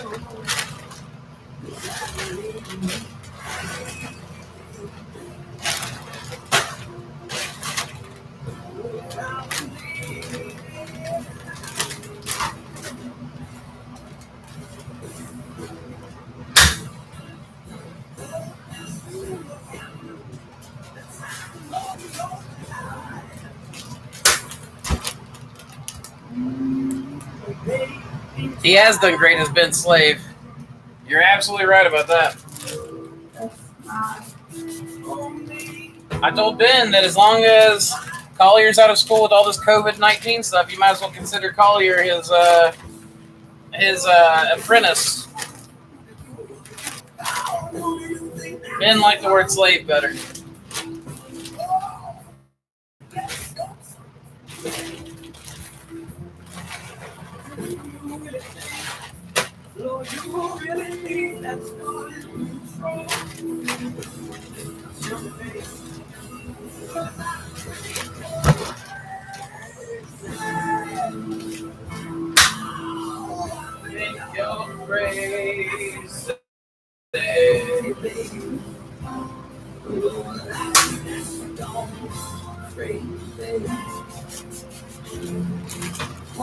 Oh man, somebody give me a question to answer. Come on. I'm dying for it now.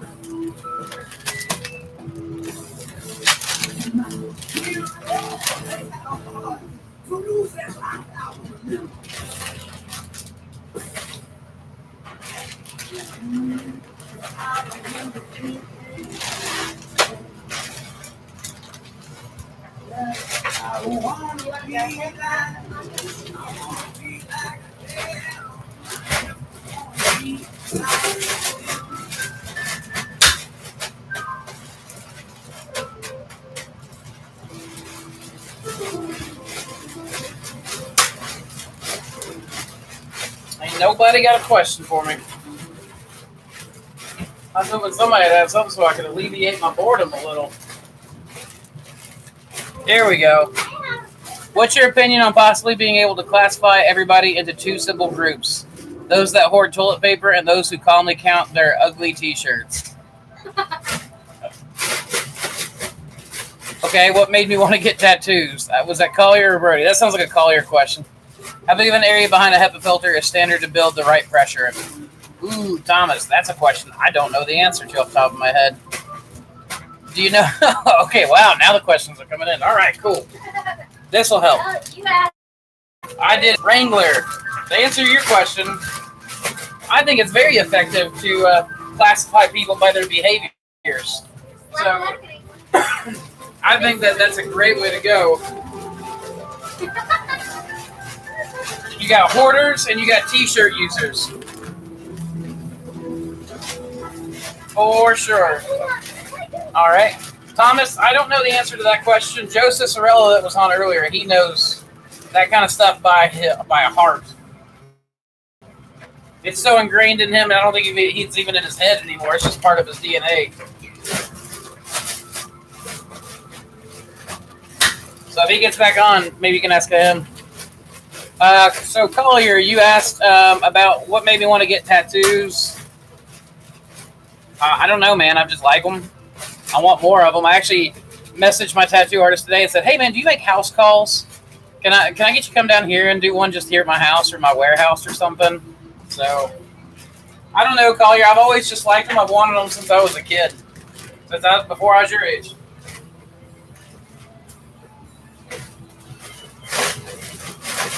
Plus, I'll tell you right now, people just assume I'm tougher than I am now, which makes getting out of conversations I don't want to have really easy.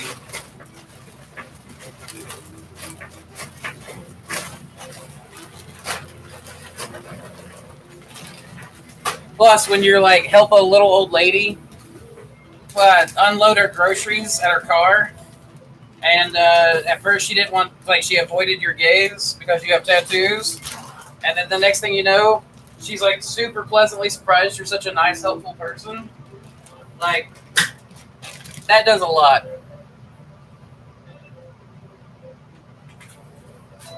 Plus, your mama likes them. And your mama liking tattoos on me is enough for me to want more.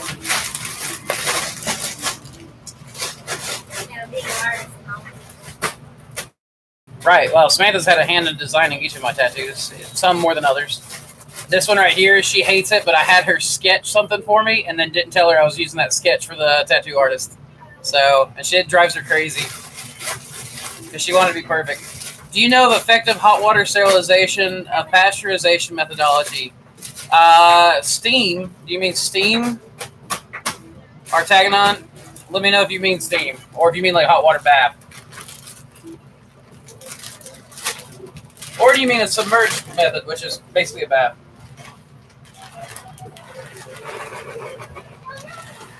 Man, this maitake spawn smells amazing.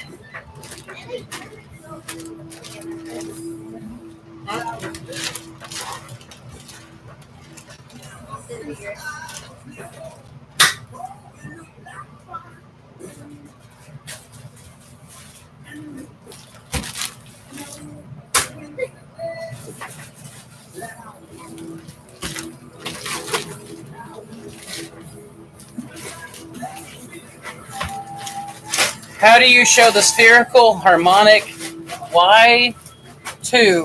One is an eigenvalue of the operator, Lx, whatever that symbol means, 2 plus Ly, whatever that symbol means, 2.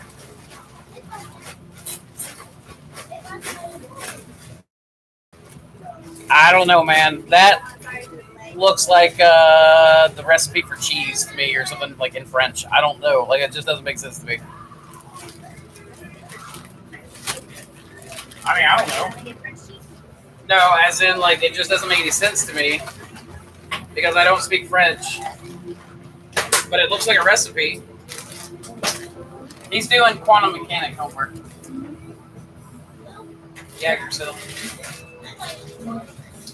Collier is not into quantum mechanics yet, that's for sure. Yeah, Drusilla, I'm definitely a biology guy, not a mechanics anything guy. Are you budgeting at all on your pricing point with all the chaos? Going back to farm market pricing or sticking to $8 a pound? I am doing retail where retail is. When my restaurants are ordering, like we have one order for tomorrow, I'm going to hire Samantha will run mushrooms up to him real quick, come right back, and then he'll be, oh, you know what, that's my last bag. That bag's going to go fast. I'm just keeping it appropriate where it was at. I'm trying to figure out any way to get my prices cheaper. At this point, I feel like people are looking for food, not gourmet.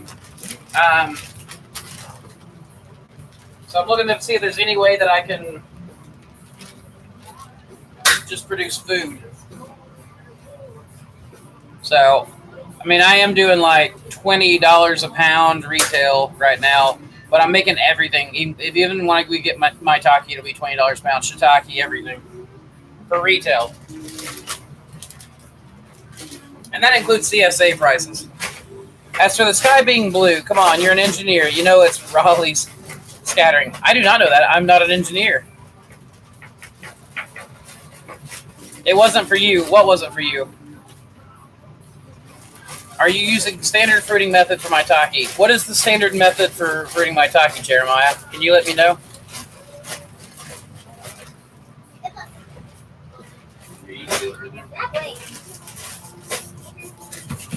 Samantha, it's the sealers get hot, and I don't have new elements for order today. But apparently everyone else in the CMGN's having a hard time ordering elements right now. It's much wrong toast.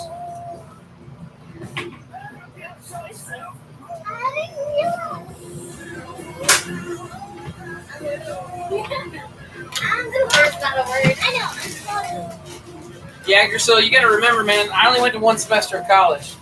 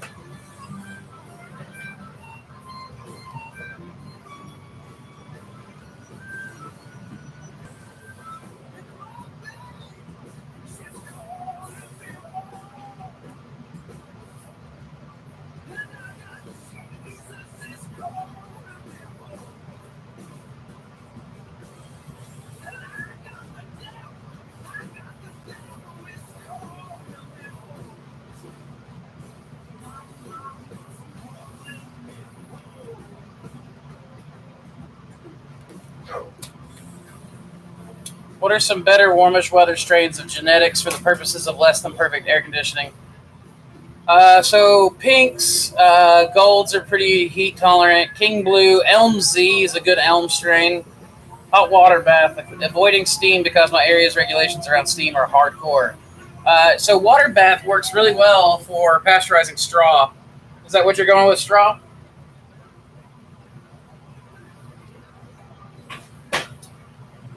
Because I haven't tried any hot water bath for sawdust.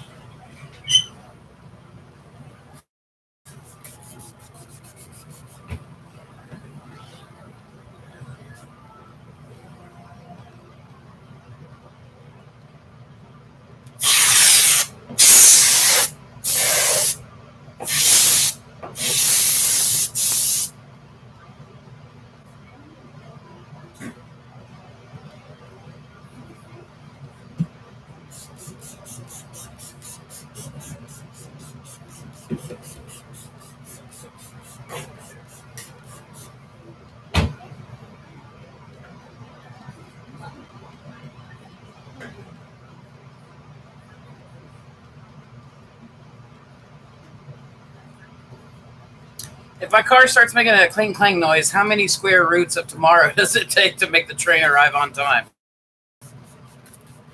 I don't have any clever answers for you guys. I wish I did. I'm not good on the spot. What's up, Fire Knox? I meant for its fish, I think he asked. Gotcha. Holy cow, and people are still willing to pay $20 a pound retail.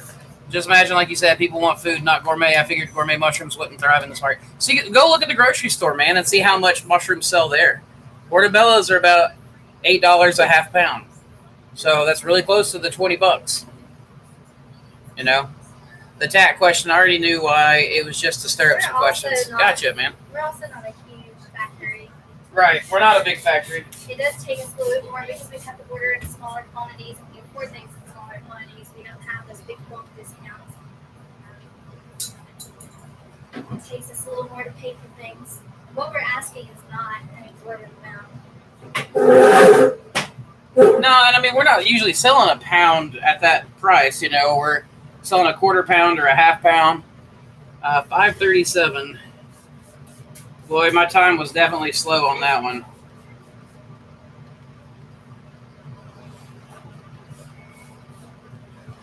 Ooh. All right.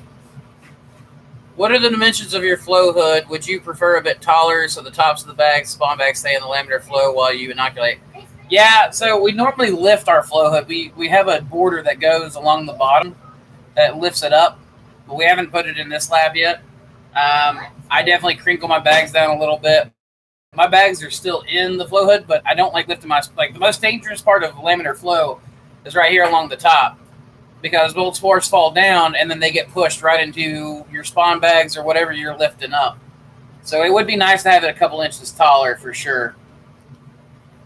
Figuring I'm going to have to start straw in either cold water pasteurized or hot water bath. I can make 160-degree water with solar collection, no problem. Yeah, so probably straw is going to be your best option in the beginning until you get some sort of way around your regulation figured out. I'm not entirely sure how you would do that just yet, but it would be something that might be possible.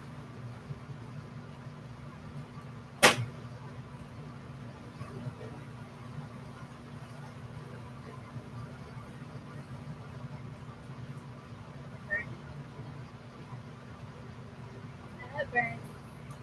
It'll clean it, it'll feel better. 20 by 4. Oh, you asked how big mine is. Yeah. I think it's 24 by 36, but I could be wrong. I don't remember. I don't think it's a 4-foot flow hood. Samantha, will you go get the measuring tape off the back porch?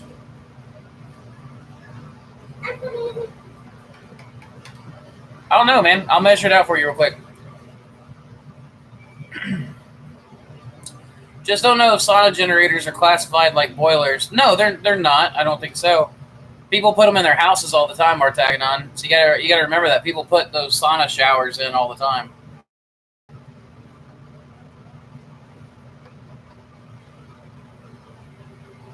So I think that you would actually be okay. Just look at what it would take to get a sauna steamer installed, like, hey, I want to put a sauna in my house or in my shower. I want to make it. Are there any regulations on that? There shouldn't be. Yeah, this one doesn't retract very well. Ben's got the nice one over at the warehouse right now. So, no, you're not fussy, man. I have the 24 by 48. I was wondering if I did. I mean, your standard window cut, side fruit method, will that work for my taki? Oh, I don't know. We're going to try a bunch of different ways. This is my first time fruiting my taki. I've gotten some advice from like the people up at Main Cap and Stem and Far West Fungi and some other people that do it. But I'm going to try top fruit, square cuts, pin in bag, pin outside bag, a bunch of different ways. And just try it all and see what happens.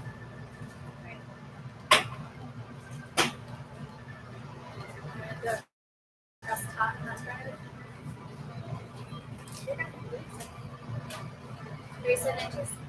37 inches, so I've got the 36 flow hood. So it's 24 by 36.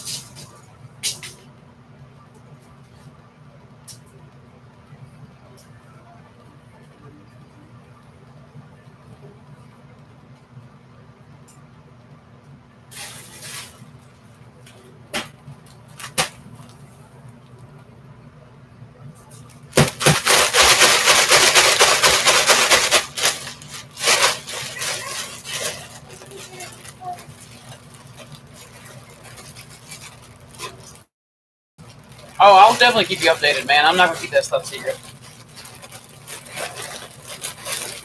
The only thing I'm keeping secret right now is the way I breed new strains.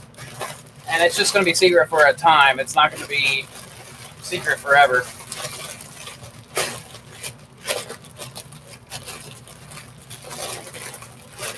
So 37 across, 25 high. Yeah. And 17 and a half deep. What's up, Fire Knox? How much humidity and temperature I need in the incubation room? Temperature, you want to keep it below 75. And you don't need any humidity in it. How deep is the whole unit? Hopefully you just heard Samantha. What kind of square footage is your warehouse? About 6,000 square feet. 17 and a half inches. 17 and a half inches deep, by the way. The warehouse is about 6,000 square feet. But 2,000 of that's office space.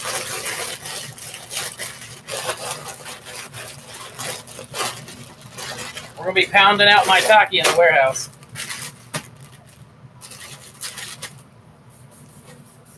All right, I say we do about 20 more bags with this right here, and then we go eat.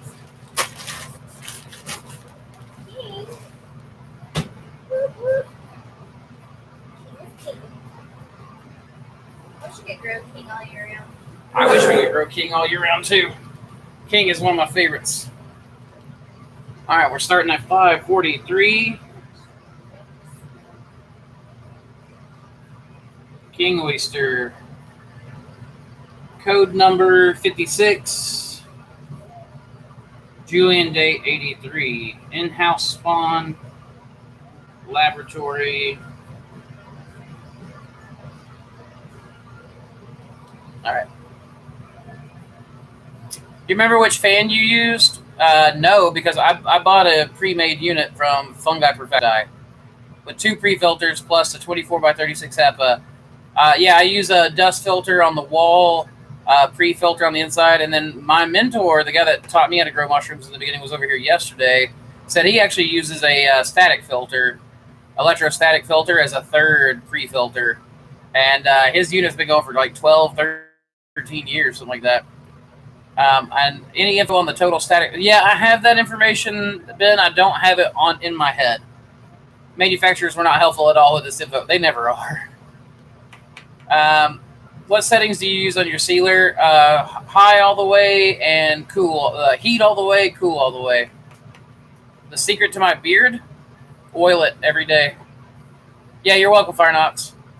Yep. There you go. Jerome's already got it. Max and max. Max heat, max cool. Right now you're What's up, Campbell? Yeah, right now I had to. So it's always max until the bag's like the seal will start getting weak, or the as the effective, actually. To what? They're being too effective, aren't they? The elements. You said whenever the seal starts getting weak. Yeah.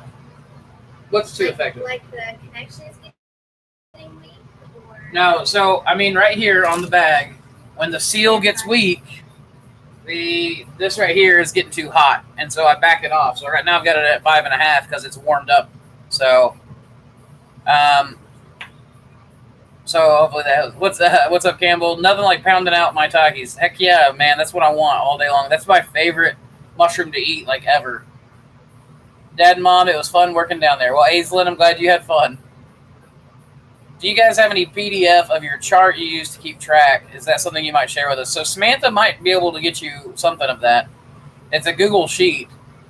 Email me, man, and you've already got my email, I know. So email me, and we'll see if we can't share that with you. Not with our numbers on it, but, at least the chart. Or we can do it for Patreon supporters, maybe. How do you do a PDF without Adobe? I don't know either. There's a way. OpenOffice, I think, can export PDF. There's a few things. Google Sheets, I think, can export PDF. Nice. I've got access to a building that's about the same, plus a basement and a 50 by foot barn on the back that I haven't decided if I'm going to turn into a greenhouse or keep for bulk storage. Yeah, so storage is always nice. So our warehouse is 6,000 square feet, 2,000 square feet of office space, 4,000 of warehouse space. Doesn't count the basement, doesn't count the mezzanine. And the mezzanine's probably going to be some, that's like another 2,000 square feet. Though Maybe only 1,000 of it usable.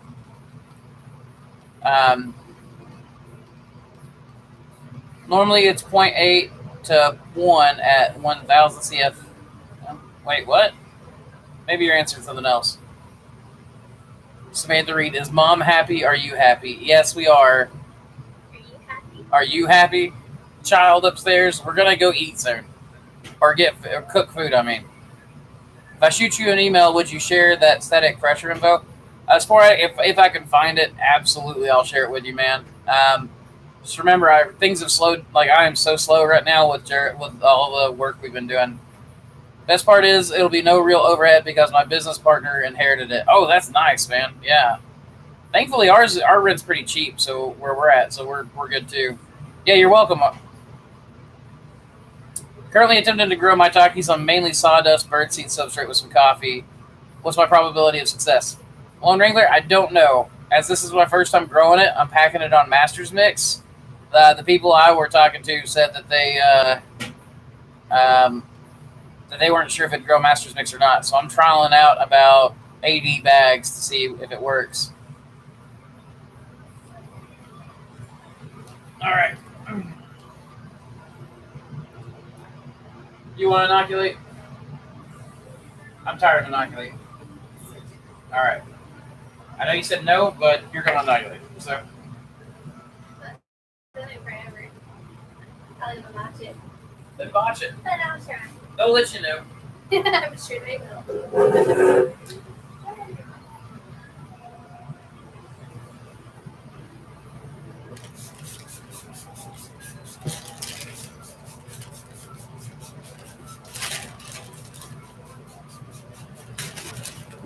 You know what? I didn't do my answers. That was the first thing. Okay. Don't worry about it. And then I spilled dishes, and I poured agar on a lid of a dish the other day instead of on the live stream. Nobody's going to mind you. they're all good. What are you fat? Well, And here I am talking to you. we're all bad at their jobs. They know it.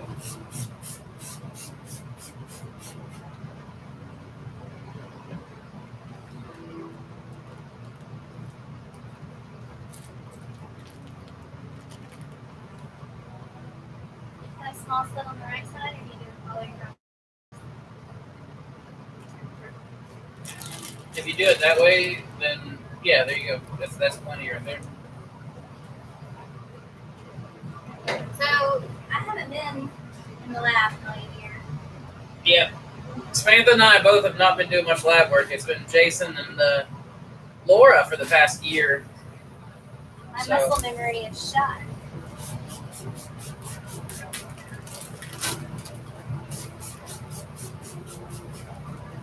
So you are just doing the swab at this point? Yeah, you're already doing more than I would do. I wouldn't do the filter passer below.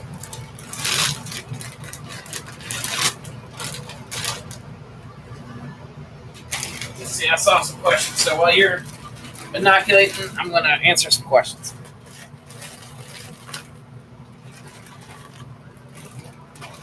Oh, blues, you mommy. Aislinn, you need to stop. You need to get off your mom's account, Aislinn.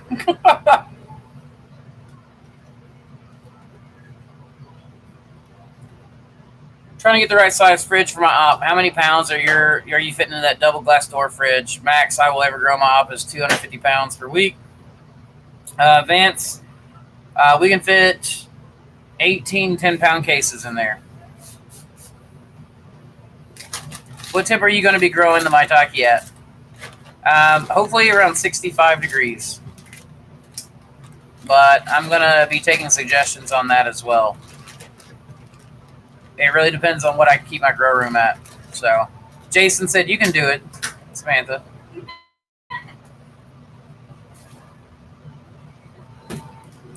Yeah, man, the manufacturers of any equipment in this business are going...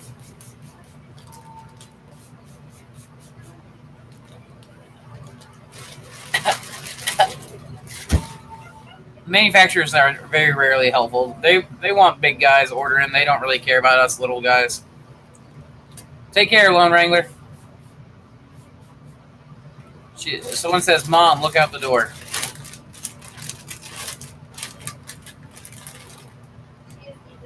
She's needing attention so bad.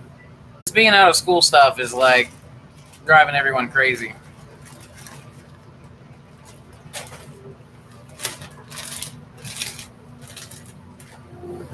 All right, time to shake. We're gonna bust this out and then we're going to eat, guys. So, be this last section we're doing.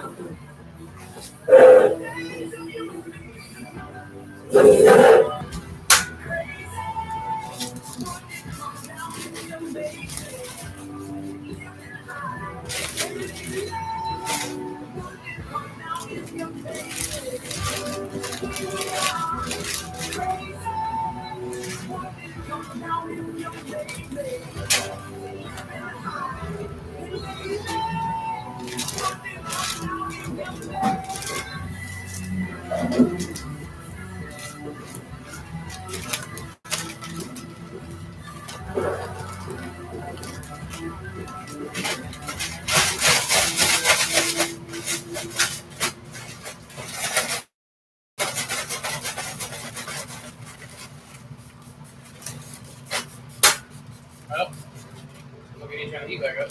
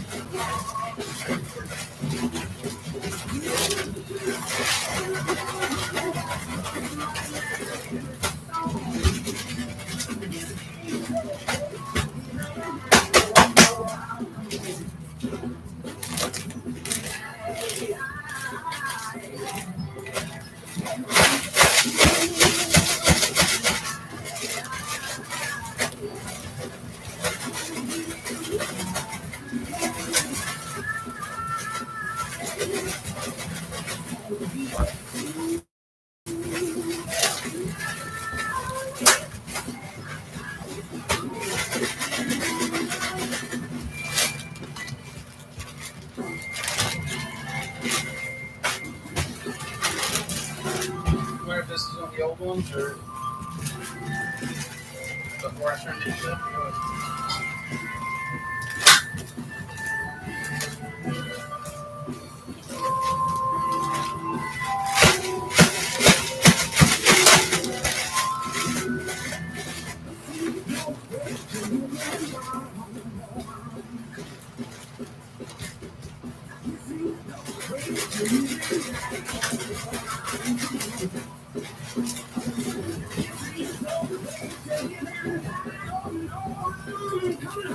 Yeah, this one too. Oh, the pool is turned down.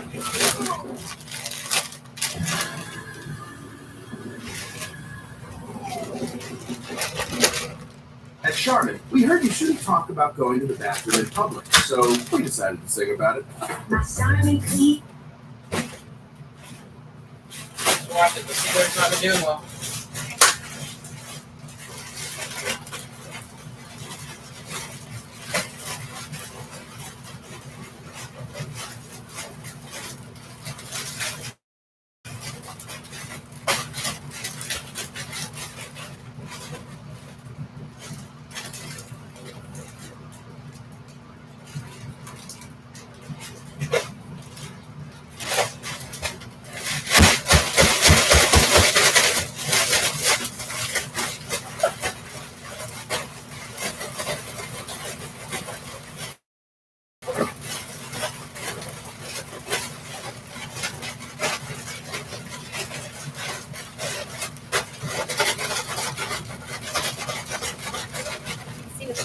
You already adjusted it?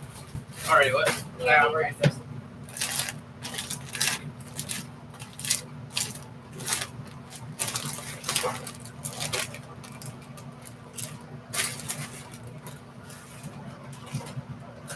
See how that one is.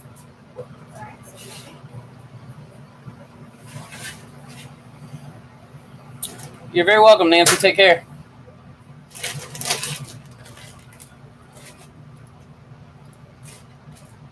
Fire Knox is what, Shiitake? Because we're working with King right now. How many hours a week am I pulling right now? I've not even been keeping up with it, man. We're just out of it.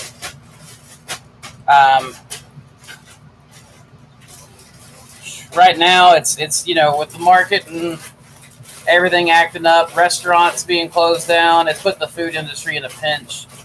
So right now, I mean, I'm doing a lot of sales stuff, that kind of stuff, but I'll tell you the hardest part though was when this first started happening. I couldn't sleep. I didn't sleep for 3 days. He said 180 and delivery twice a week, and there was their setup 18 10-pound boxes. Gotcha. Yeah. No, my fridge holds roughly 180 pounds, and I'm growing about 600 pounds a week. And then we deliver and we pick on the same day that we deliver. So that gives us a little bit more room. If you can, you don't want to hold on to product like any amount of time. You want to deliver it as soon as you can after it's been picked.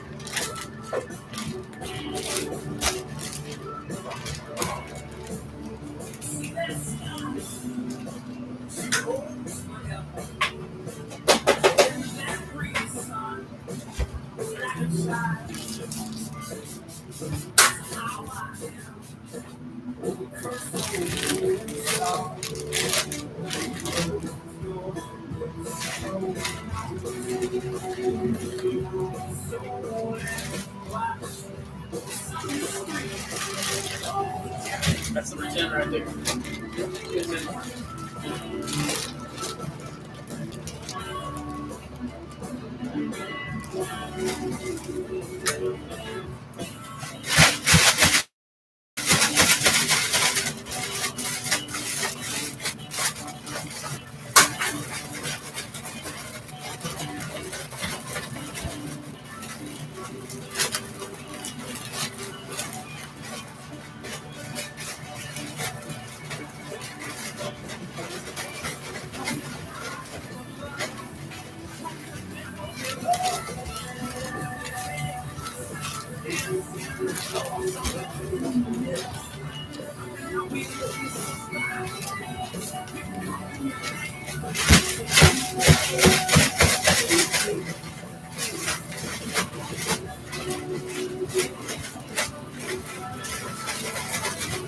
You know this from my field? Barnyard TV. You remember that? You remember when we had the ducks and the chickens, we used to set out in the yard and we called it Barnyard TV? Except we're the chickens and ducks now, out there doing all the growing. They're the ones watching the farm.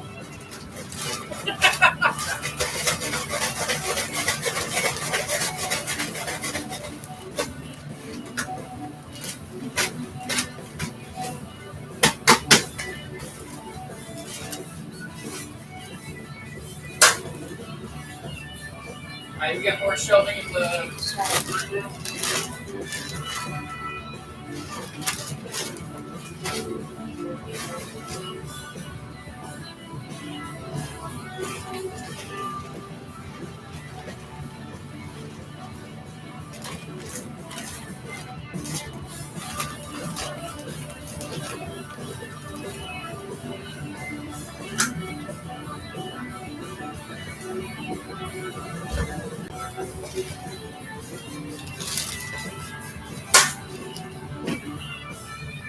Jason, Laura, like, seriously?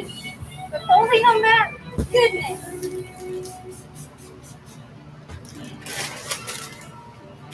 Need you to do this.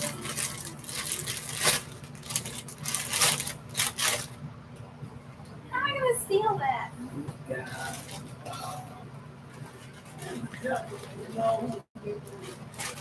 Seal tip number 1.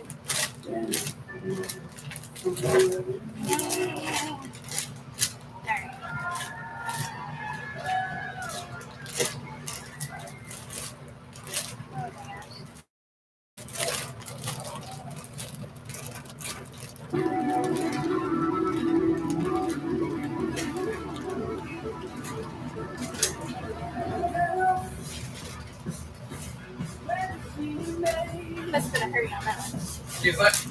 You must have been on a hurry on that one. Who's that? I'm going to peg that as a Jason bag. I hope.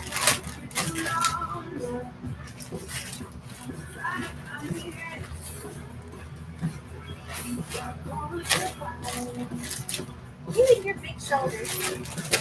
You like my big shoulders?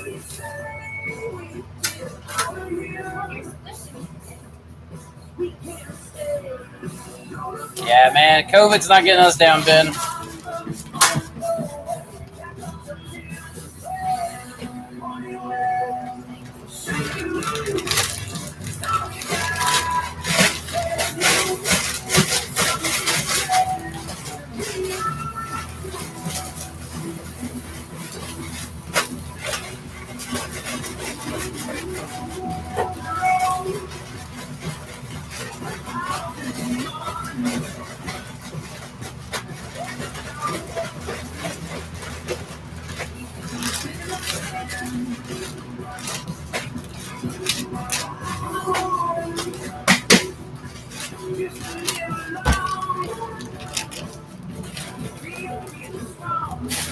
Might be a back tonight, Andrew.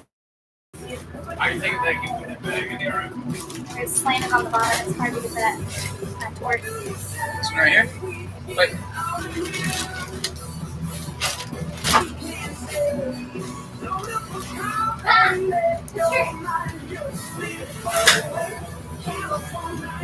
Thank you.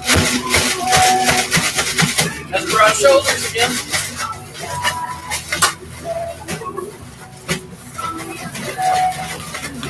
You're right. I do like this broad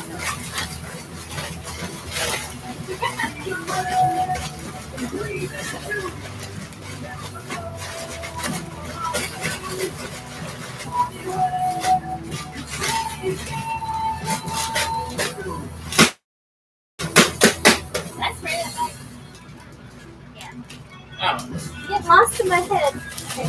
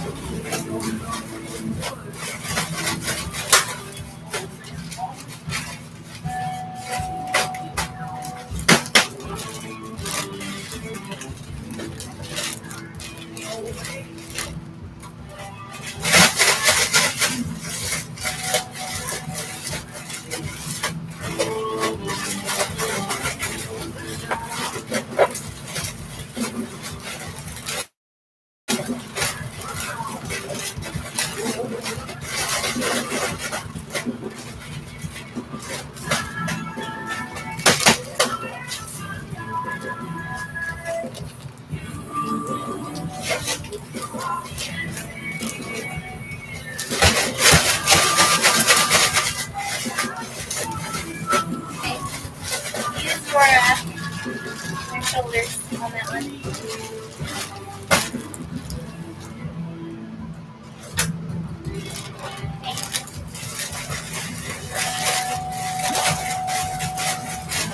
Why? Stand on that. That's what we're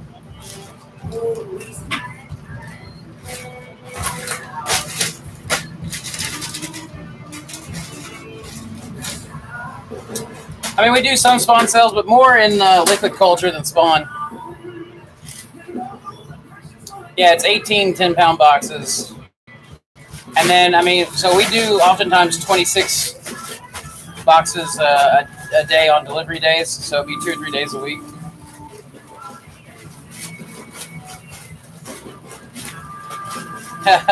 Paper to make, heck yeah. Thrown under the bus. Who threw you under the bus, Jason?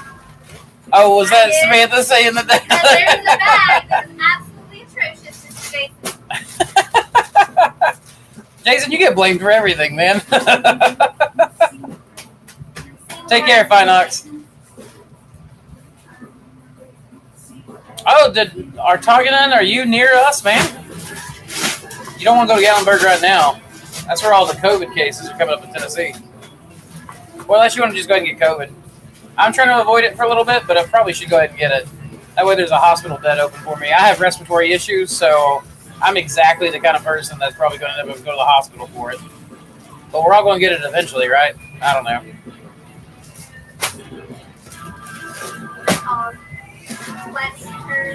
Flattening the curve.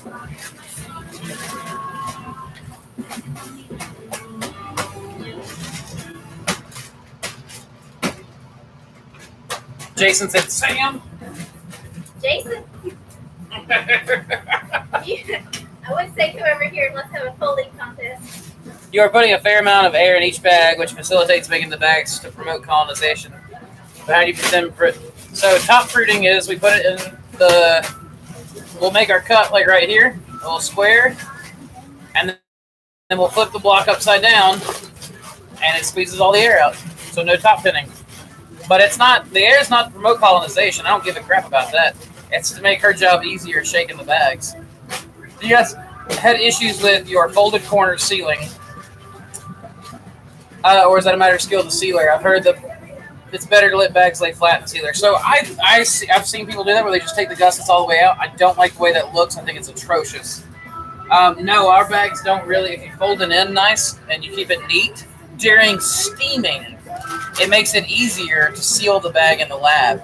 So the earlier in the processes you develop technique, always rely on technique, not technology, to fix your problems. Your technique is going to matter far more than anything else. So keeping your bags folded, keeping your gussets really nice and crisp while they're in the steamer and cooked that way makes things a lot easier. Jason said, I'll have a folding contest with you. Say when. Right, if we're doing that, we're live streaming that shit. Yes, we are. I think we need to do a Mossy Creek Mushroom Olympics. We should do it. We should think of the things and do Mushroom Olympics. Heck, we can do a digital one since everybody at home people can upload their videos for a contest of the Olympics to see fastest bagging. Let's do it. Let's set this up, man. Yes. Let's see what we can do. It'll be the Mossy Creek crew versus all the other crews. I mean, we'll even compete with ourselves here.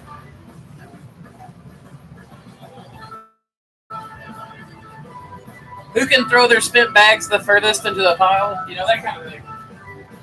Do Mossy Creek Highland Games. The Mossy Creek Mushrooms Highland Games. Oh, whoops.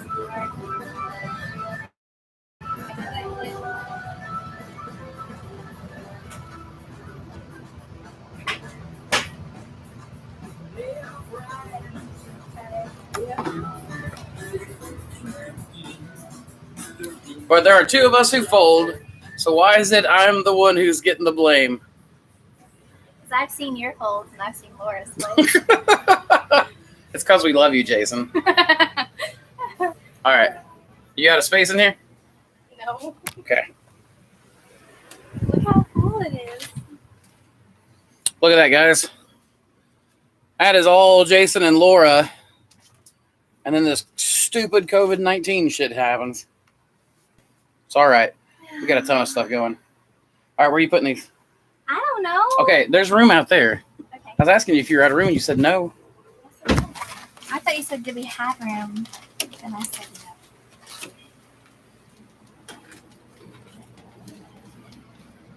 no. Pretty lady. Oh, right here. We'll see.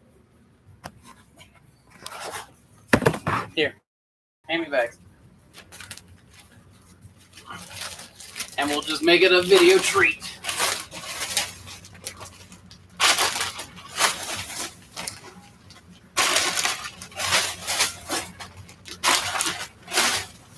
I don't know. I've seen Jason out. He's pretty damn fast at folding these things. Okay. Maybe it is Laura. I don't know. Maybe it's the Reed household ghost. That seems to be a thing. When there's dishes that are left out, it's the Reed household ghost. I can't see what he's saying, but he's saying something. No doubt it's inflammatory. I am called BS on that. Oh, and Sam!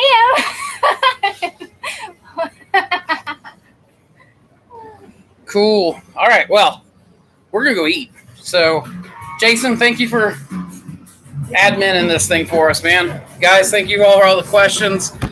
Anybody who wants to participate in Mossy Creek Mushrooms Olympics, let us know. We'll put something together. As for now, guys, as always, y'all, keep spawning culture. Bye.